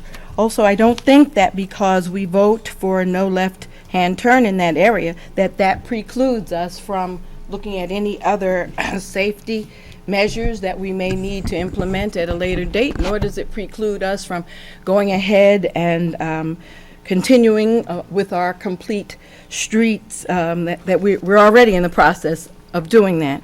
I'd also like to note for the record that Ms. Steiner was trying very hard to get the Montclair pedestrian safety group to stand with her opinion in this regard, and Alex Kent sent out, as the chair of the pedestrian safety group, sent out an email from the pedestrian safety group as the chair this morning, encouraging the people from our pedestrian safety group, which includes bike walk representatives, which includes our Lieutenant Igneza, which includes myself and Councilwoman Schlager.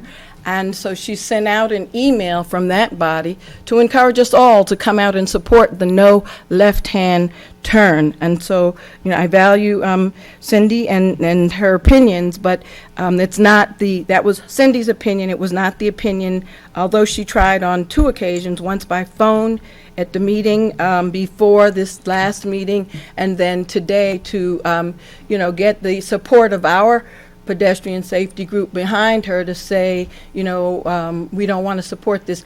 They, in fact, sent out an email this morning to say, come out and support the no left-hand turn. So I just think it's important that we know, who's representing who and what. And, I certainly agree, education is key. Thank you, Councilwoman. I will also just note a little chicken or egg. The issue also is that a number of different entities are intersecting around decisions on this project, meaning the county, meaning the planning board, meaning others.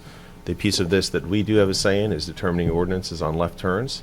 Unfortunately, we did not have the say in terms of the actual design and some other components, but to my councilwoman colleague's point, if the decision of this body is made known early, that does allow others to properly implement design elements in accordance with the laws that exist. So I think that's an opportunity as well, and that actually is an argument for why it should be done earlier than later. But with that, we do have the motion on the floor. Any other comments on the motion from this body? Yeah, I just want to say again, I see all these conflicting, opinions, and I can't tell you how I've never seen that much difference of opinion. But I have an opinion, and I'm sticking to my opinion. So I think we should do this tonight. But I do think we should do a study, and I'm taking a little bit of taken aback by saying that we've let something sit on the shelf. You read a statement saying we let something sit on the shelf. So maybe we ought to do something if it's sitting on the shelf. So I'd like to see us move ahead with complete streets efforts. If we have a plan, then we shouldn't let it sit on the shelf. And we should also get some traffic engineers into any study that's done. And, I take seriously what Cindy said. But I'm still going to vote to do this because it's one step we can take to say we want to keep it safe on Grove Street. Any other comments? Yes, Deputy Mayor. I'm sorry. No, go ahead, Mr. Mayor, after you. I just follow up on Councilman Russo's point. Just because someone says that we put something on the shelf doesn't mean we put it on the shelf. I don't like what they say. Yeah, well, the way to address that is with facts and come back with what we have done. And we have dramatically reduced speeds on a number of the main roads coming through town. We did narrow the width of Grove Street down to 11 feet, which is the actual minimum that it can be. When we've done other areas in Upper Montclair, we changed at the intersection of Valley and Bellevue, we changed the timing of the signals there, and Lorraine as well. We've done bump outs on Bloomfield Avenue. We've done bump outs on Orange Road.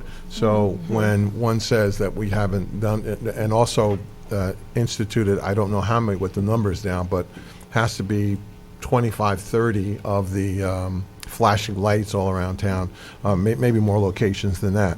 So to suggest that we haven't done anything in the way of complete streets and safe streets is just not factually correct. So I think you can feel better about yourself. I wouldn't say we didn't do, but somebody says it's sitting on the shelf. Thank you, Mr. Deputy Mayor. Since both of my honorable colleagues addressed the shelf issue, I won't touch it.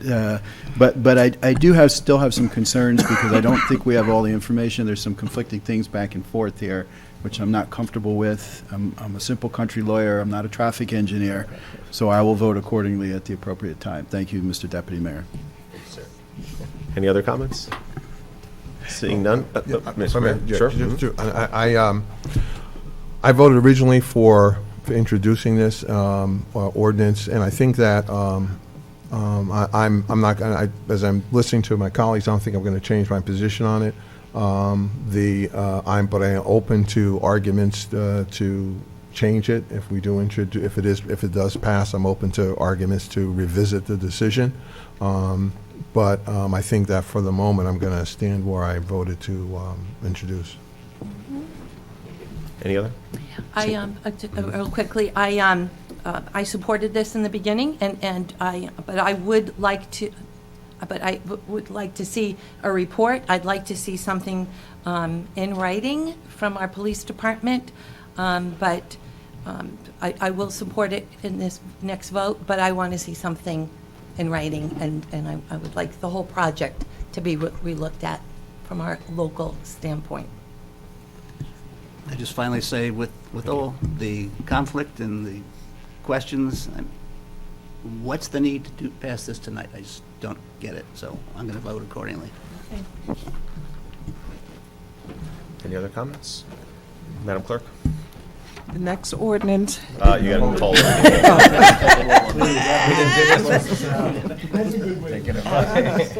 Nice Counselor try. Baskerville, Yes.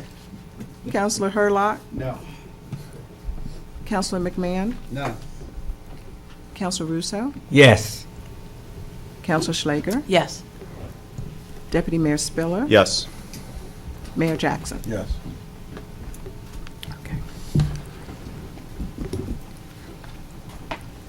Go ahead, Madam Clerk. Or now. Yeah. The next ordinance, ordinance 19-12, an ordinance to amend Section 347 of the Code of the Township of Montclair, New Jersey, to correct a measurement for lot width and maximum height of a freestanding sign. Thank you, Madam Clerk. Is there anyone here, or anyone present who wishes to be heard in relation to the proposed ordinance? Seeing none, council comments, anyone? Seeing none, Madam Clerk? Counselor Baskerville, Yes. Counselor Hurlock, Yes. Counselor McMahon, Yes. Counselor Russo, Yes. Counselor Schlager, Yes. Deputy Mayor Spiller, Yes. Mayor Jackson. Yes.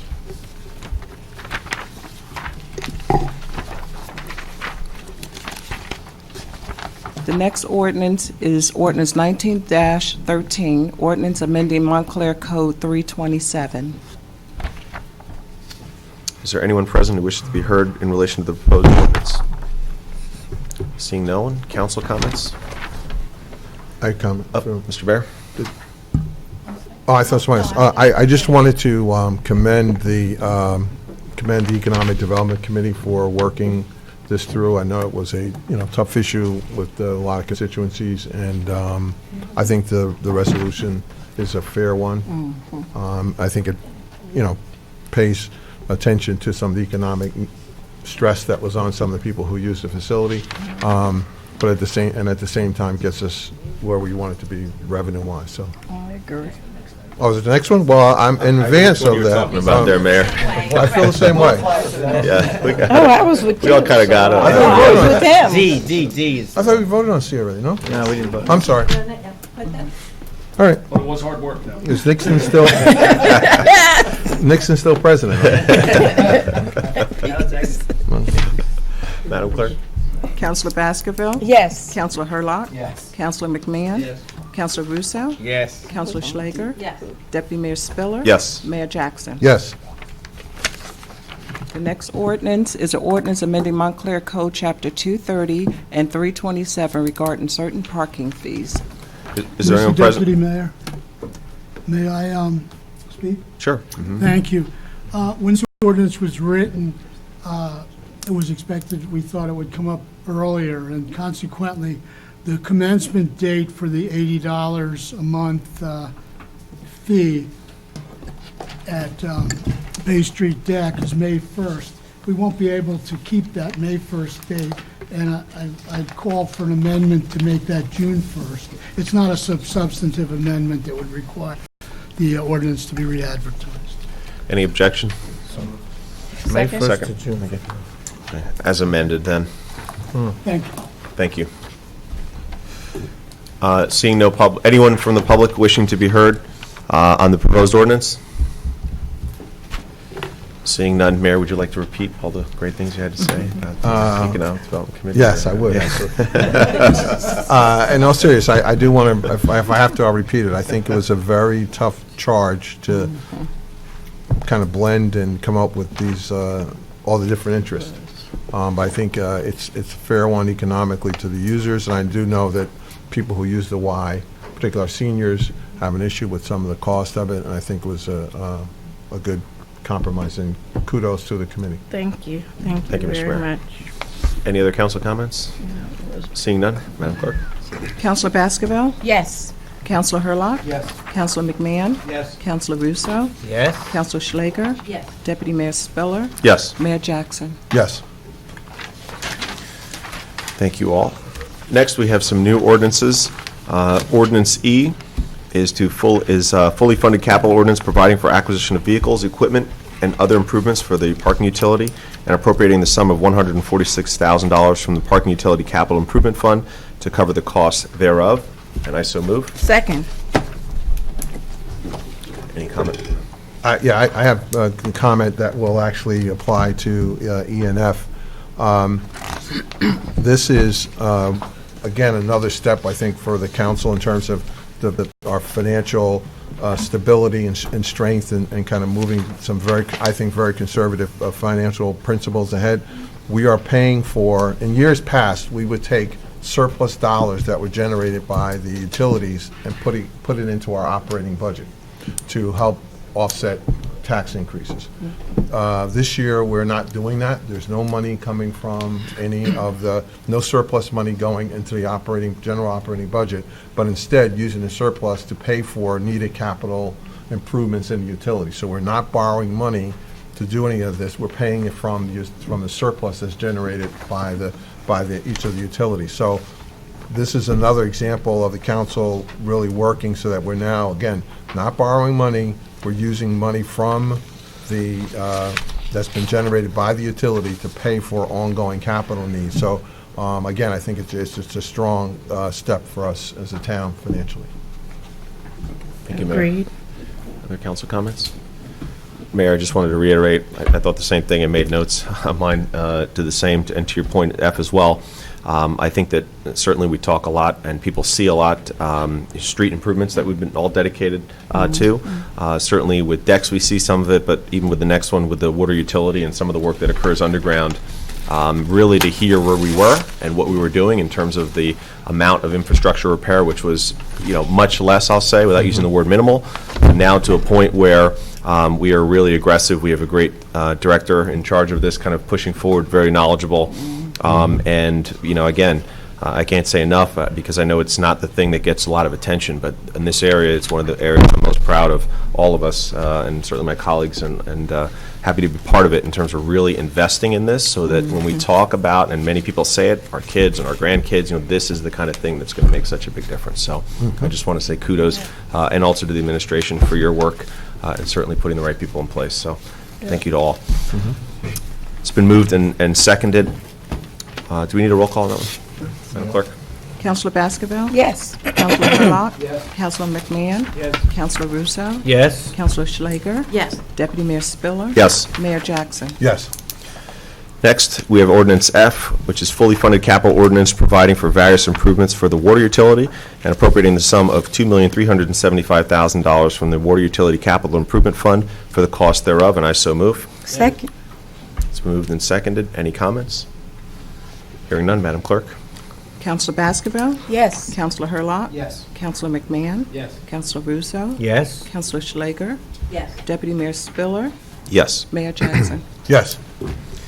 And lastly, for new ordinances, Ordinance G, it's a bond ordinance providing for various capital improvements in and by the Township of Montclair in the County of Essex, New Jersey, appropriating $1,159,600. Therefore, the authorization issuance of $1,099,600 bonds of the Township to finance part of the cost thereof, and I so move. Second. Any comments? Yes, just comment again that this is all part of our debt management plan, and even with this borrowing, it's folded into the plan, and so we will still be reducing debt this year by, I think, about $3 million. Yes. I'm excited. I think that's great. I'm sorry, Deputy Mayor. Wish that Yeah, everybody- that's a comment you were allowed to make. That you're The very state, the excited. federal government, they should do what Montclair does. Madam Clerk? Councilor Baskerville? Yes. Councilor Hurlock? Yes. Councilor McMahon? Yes. Councilor Russo? Yes. Councilor Schlager? Yes. Deputy Mayor Spiller? Yes. Mayor Jackson? Yes. Thank you very much. And Deputy Manager Scantlebury, I just want to note, I know you've been on top of the signage issue with the parking deck, and we've got some appropriated in here. Just want to make sure that continues. It's been one of the pieces I think that's very important, how we tie it all together to make it more user-friendly for people looking for parking throughout the township. Look at it more comprehensive. Excellent, thank you. Just wanted to make that point. Below are items with asterisks that have been placed on the consent agenda by the Town Council and will be enacted in one motion. Is there anyone who'd like to pull any of the items with the asterisks out at this time? Not to pull, but Deputy Mayor, just to clarify for the manager, where we say in number 4 that historical, to do the hotel consumption license by the historical method. What do we mean by historical method?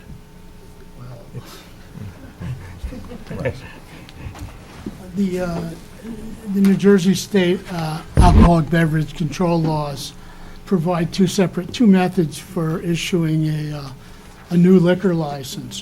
One is by public bidding, which the council's familiar with.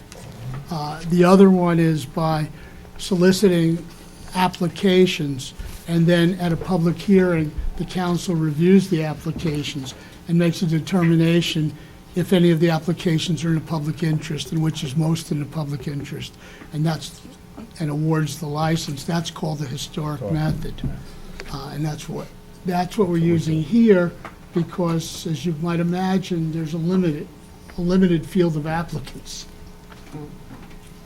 Good, thank you. So, keep it in.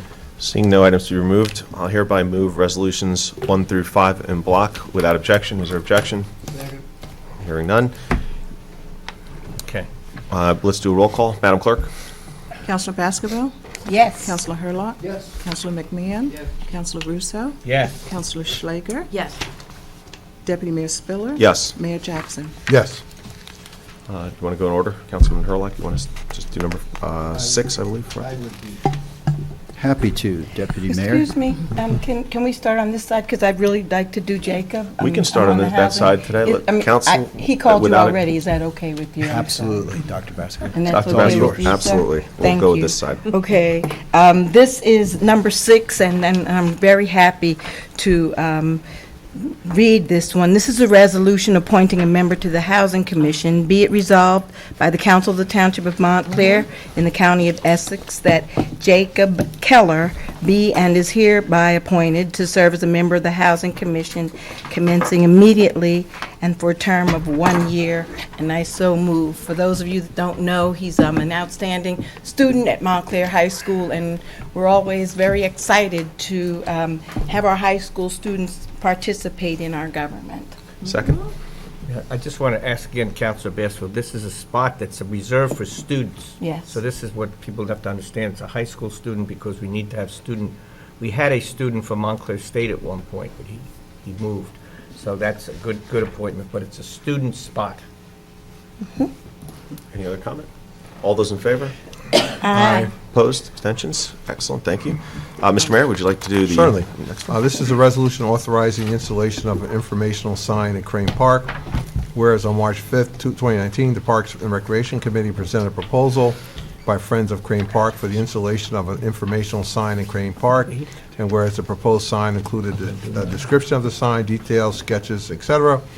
And whereas the Township Council has considered the proposal and now wishes to approve the placement of the sign in the park, be resolved that the council, that the Friends of Crane Park may be hereby authorized to install and maintain the informational sign at Crane Park as indicated in their proposal at no cost to the township and under the supervision of the Department of Community Service or his designee. And I so move. Second? Any, Yes, sir. Can someone help me understand in the diagram where it says photos of Crane Park?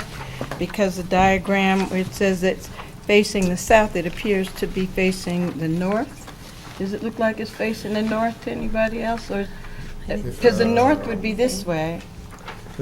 I can't figure it out. It looks This like is it's facing the facing north. oh, I north. see, it's facing the north. That's what you would Like the think? face of the sign Well, is facing the... what it's Facing saying south. is facing, The picture is you facing are facing south, Yes. looking at the sign. Okay, I'm facing Right. south. Yeah. Sign is facing south. I'm good with it then. Got it. Thank you very Sign much. is facing south. Good, thank Right. you. Good thing they got the picture, which is nice, The which kind of picture's gets us good. where we're going. Okay. Excellent. And they're going to maintain it, that's good, right?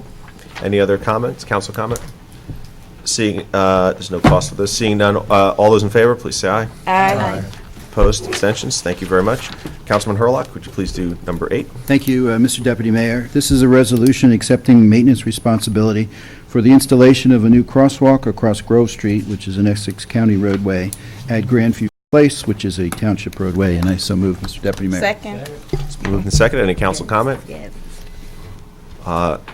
Madam Clerk, roll call, please. Counselor Baskerville? Yes. Counselor Hurlock? Yes. Counselor McMahon? Yes. Counselor Russo? Yes. Counselor Schlager? Yes. Deputy Mayor Spiller? Yes. Mayor Jackson? Yes. Councilman Russo? Number 9, Mind doing number 9, please? which I had a couple of questions on. but- Oh, sorry, 8A. Sorry, 8A. I apologize. Oh, Excuse me, Deputy Mayor, oh, Yes. oh, may I? okay. If you'd like to speak to it? Yes. On the agenda, it states Bergen County Co-op where it's the Cranford County Co-op.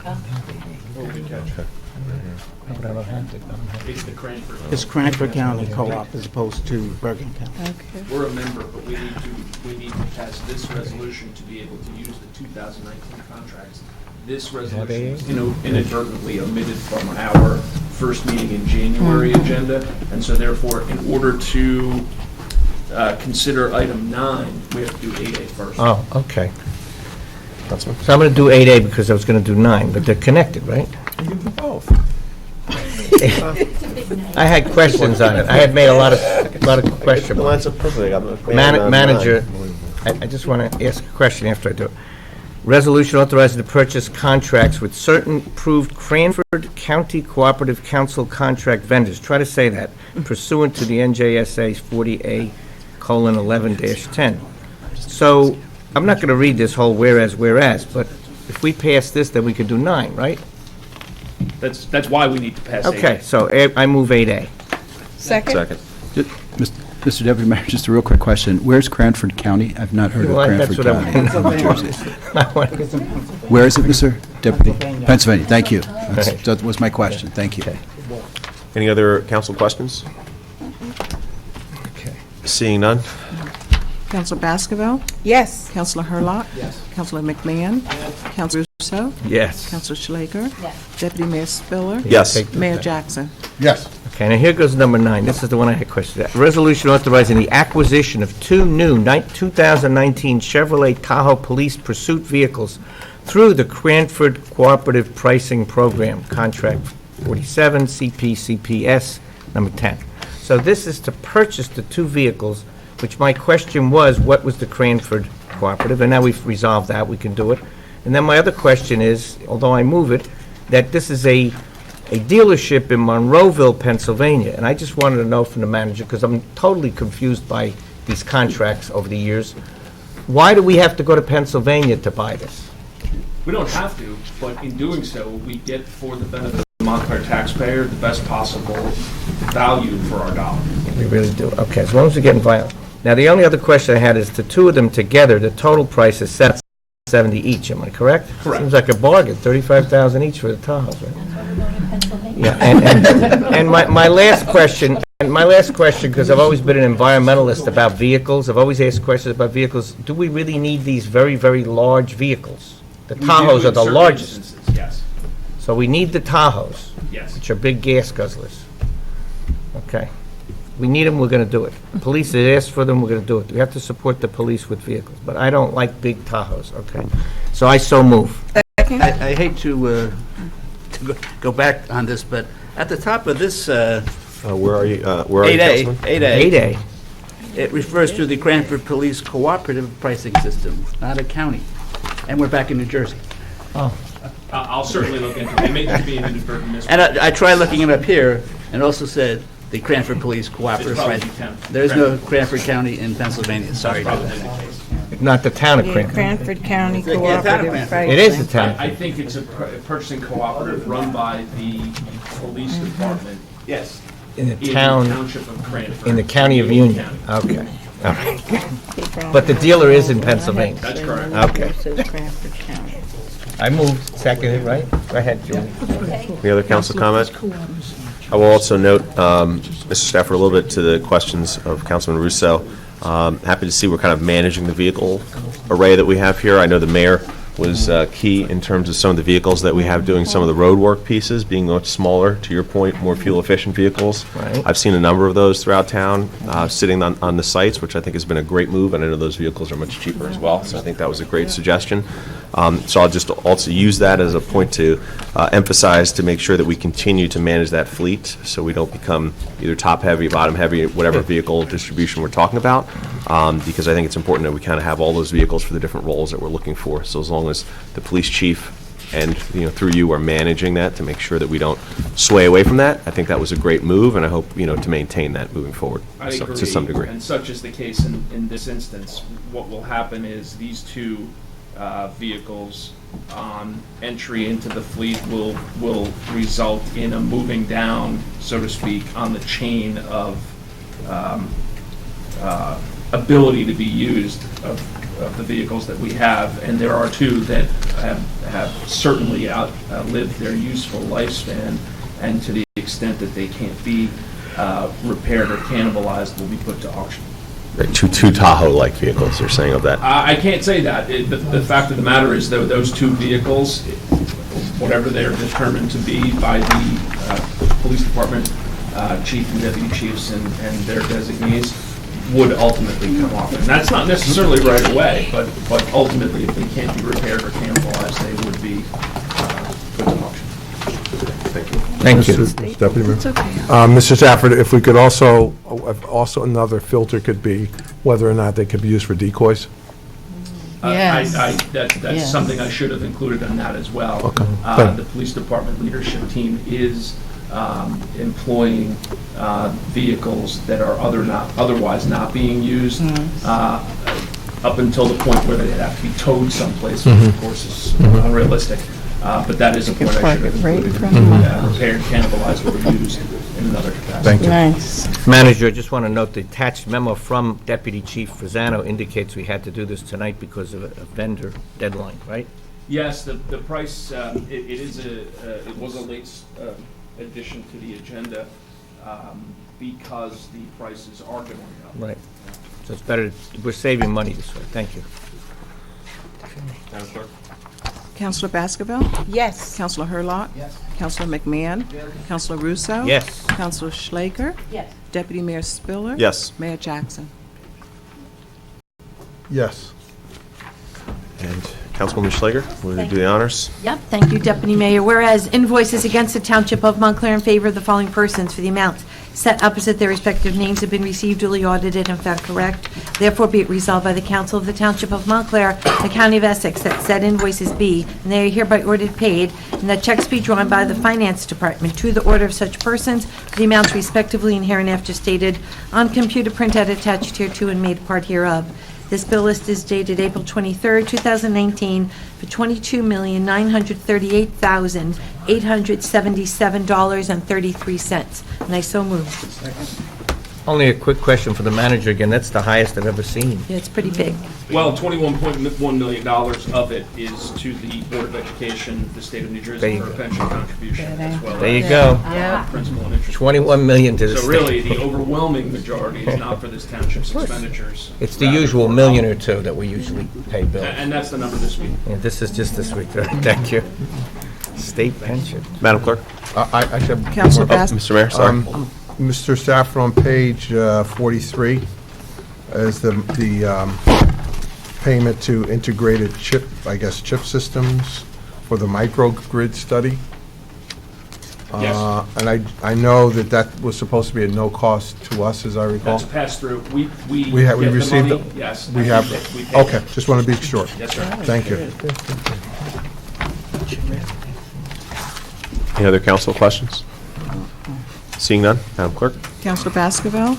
Yes. Councilor Hurlock? Yes. Councilor McMahon? Yes. Councilor Russo? Yes. Councilor Schlager? Yes. Deputy Mayor Spiller? Yes. Mayor Jackson?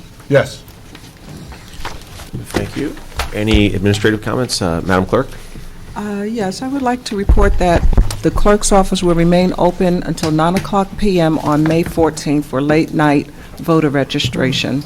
This is the last day to register or transfer voter registrations for the 2019 primary election. And I would also like to wish Councilor Schlager and Deputy Mayor Spiller a happy birthday. Thank you. Hey, happy birthday. Thank you. Maybe some chocolate cake. Last week there was two. Mr. Stafford? I have nothing, although I do echo the gentlelady's birthday wishes to you, too. Great, thank you. Township Attorney? Thank you, Deputy Mayor. Tonight was the night that I was going to present you with a draft of a demolition review ordinance. I do have it. I have a folder for each of you. so that we can be able, hopefully, to discuss it at the next meeting. There's also some other material in here as well, which you'll see. We are working on I have actually a draft of the small cell regulation ordinance, at least for discussion. So when the committee is ready to release that to the full council, that's something you're going to really have to address fairly. Well, you don't have to do anything, but I would recommend that you address it relatively quickly. That's all I have, unless there are any questions. So you're giving us to stop demolition of buildings without us Correct. knowing. That's the whole issue that's been Well, raised when the we last had- few months. Correct. When we had the discussion last time, I was a bit equivocal about how strong an ordinance we could propose. And over the time in research and reviewing other ordinances, I do believe that we can adopt an ordinance which, in cases which deserve it, the building can't be demolished unless somebody goes to court. So a strong ordinance you're giving us. Yeah. Thank you. And I believe we have the legal basis for doing it. But Counselor, for the record, that does not include those properties determined to be imminent hazards. Right. Okay. Which, Well, you can see, you'll have the, and I also have a memo with it which outlines the ordinance as well. Thank you. Just- I have a question about that, if it's okay. Absolutely. This past Thursday and Friday, there was a house on Central between James and Talbot that was taken down. It's halfway done. Would that ordinance have included the house on Central Avenue? Yes, because the house at 10 Central Avenue is within a historic study district, which would be within the coverage of this total demolition review ordinance, and consequently it would have required that house go through the process that's being laid out in the ordinance. Yeah. So It's down. without overstepping because of what is almost certainly to follow on the part of the contractor or owner, our code enforcement officers came upon the instance. Our code enforcement officers analyzed and took action. Our construction official has issued a stop work order and also issued notices of violations, including fines. The reason I say I don't want to speak too much is because I'm fairly certain that an appeal will commence, and it would be inappropriate for me to speak beyond that. Of course. Thank you. You took good action. Mr. Scannenberg? did you have No comment, Deputy Mayor. Okay, thank you. Council comments? Just want to say a couple of things quickly. There's going to be a Music Beyond Measure program that we got invited to. I hope all of you got the invitation. Something Wednesday night, a new group in town, Music Beyond Measure, helps people with coping with trauma, survivors, through music. It's at the Montclair Social Club. I think it's open to the public, 7:30 or 7 p.m. on Wednesday night. I did go to attend some of the services at the Our Lady of Mount Carmel Church. Wonderful services. It was, I think, Good Friday night. I went to these, and then I was able to go with my wife to a nice restaurant that's right there on Pine Street, Bivio. It's great pizza, but I didn't know it was even there. But I saw our brother, Mr. Marzullo, at the services. It was very well attended. Our Lady of Mount Carmel had hundreds of people who then participated in a procession with Father Benny. It was a wonderful service, and I was really glad to see the church being so active and Our Lady of Mount Carmel being revived so much through their effort. One last thing I got from down the shore, which I went to a couple of days, the newspaper down in Long Branch area had a great story on the front page of students asking the city to say no to plastic bags, with the mayor and council endorsing a ban on plastic bags. So I know we're dealing with this, or we're looking at this, I hope, but the students were showing people that there's a real need for dealing with the plastic bag pollution that we've seen. Thank you. Thank you, Mayor, Deputy Mayor. Thank you. Any other council comments? Councilman Baskerville? Yes, so Councilman Russo told us about the Music Beyond Measure tomorrow night, and that is between 7 and 8:30. But I'd also like to encourage people to come out to the Crosby tomorrow night between 7 and 8:30 to support our Deputy Mayor, Sean Spiller. And, I mean, that's at the Crosby. The one that you're talking about is at the Montclair Social. So tomorrow evening, we can just go from one club to another, and both for great causes. So first, you can start at the Social Club with the music beyond measure, and then you can swing by the Crosby after that and support Deputy Mayor Spiller. Any other comments, council comments? Councilman Hurlock? Okay.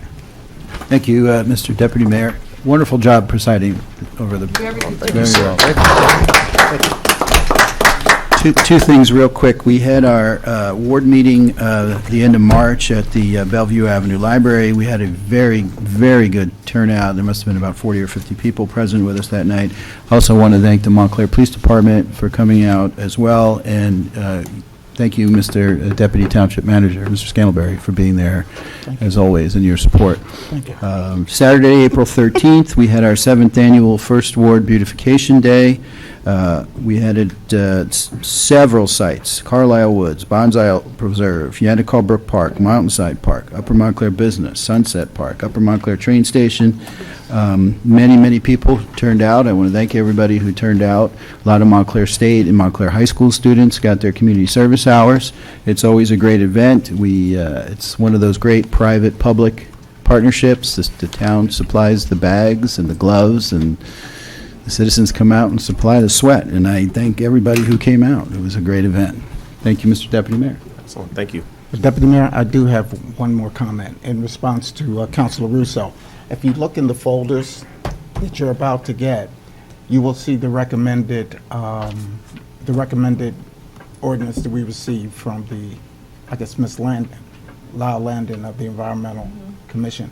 We're moving on that. Part of my particular markup is part of the folder, and we're meeting at the end of the week. We meaning Mr. Karasik, myself, and enforcement, to go through the ordinance and take the next step. So that is being done. On the plastic. On the plastic bag ban. Thank you. Thank you so much. Sorry. I'm giving no you problem. copies of the Hoboken ordinance and the Jersey City ordinance. So that's in all his packet. separate. That's all Terrific. I just had to coincidentally mention it. Okay. I'd just like to add one thing. My students just sent me a picture, Councilor Hurlock, of themselves with you cleaning up that day. 2 students from Montclair State, that one of them's been interning with you, so they were really thrilled. They're all in green shirts with shovels and helping out that day. And I would be remiss if I didn't thank you, So they're Councilor, going to get good credit for this. because you actually introduced me to my current intern, Ricky, who's doing a wonderful job. So I thank you for that. And Deputy Mayor Spiller, just one more thing. I apologize. I would be remiss also if I didn't also thank Superintendent Dr. Kendra Johnson, who was also at the ward meeting. So thank you. Thank you. Any other council comments? There we go. Thank you. Right, that makes sense. There we go. Take one each. Councilwoman Schlegel, nothing, right? Councilman? There we go. There's one for the clerk and one for the manager. Thank you. Got that? One more. I will just briefly note, Mayor's, great to see you at the Mayor's Breakfast the other day that we had. It was good, some good questions that you asked. I think you were one of the first ones to kick it off, where we had the minority leader in the Assembly and the Senate President. So that was a good event and great for you to push Montclair issues at every turn, and including that meeting. So thank you for that. I also wanted to thank Mr. Stafford and everyone who came out to the April 3rd Ward Community Meeting. Again, it was very interactive, a lot of chances to answer people's questions, to hear from them as well, and to try and then follow up with some pieces for that too. So I just want to thank you for taking the time and getting back to people on the questions they asked you. Just a note that in partnership, I know our Environmental Commission has been a big part of this. I know that the library is involved, but there is a sapling giveaway this Friday and Saturday at the Montclair Public Library main branch. Friday it's from 2 to 5. Saturday it's from 10 to 1. And anyone can show up and get a sapling, and obviously the hope is to plant that on your property and get trees going as well. Just also want to remind everybody, May 1st is May in Montclair at Watchung Plaza, I believe, around 12:30. Yeah. 12 That was nice. 12 12 o'clock. 12 it is.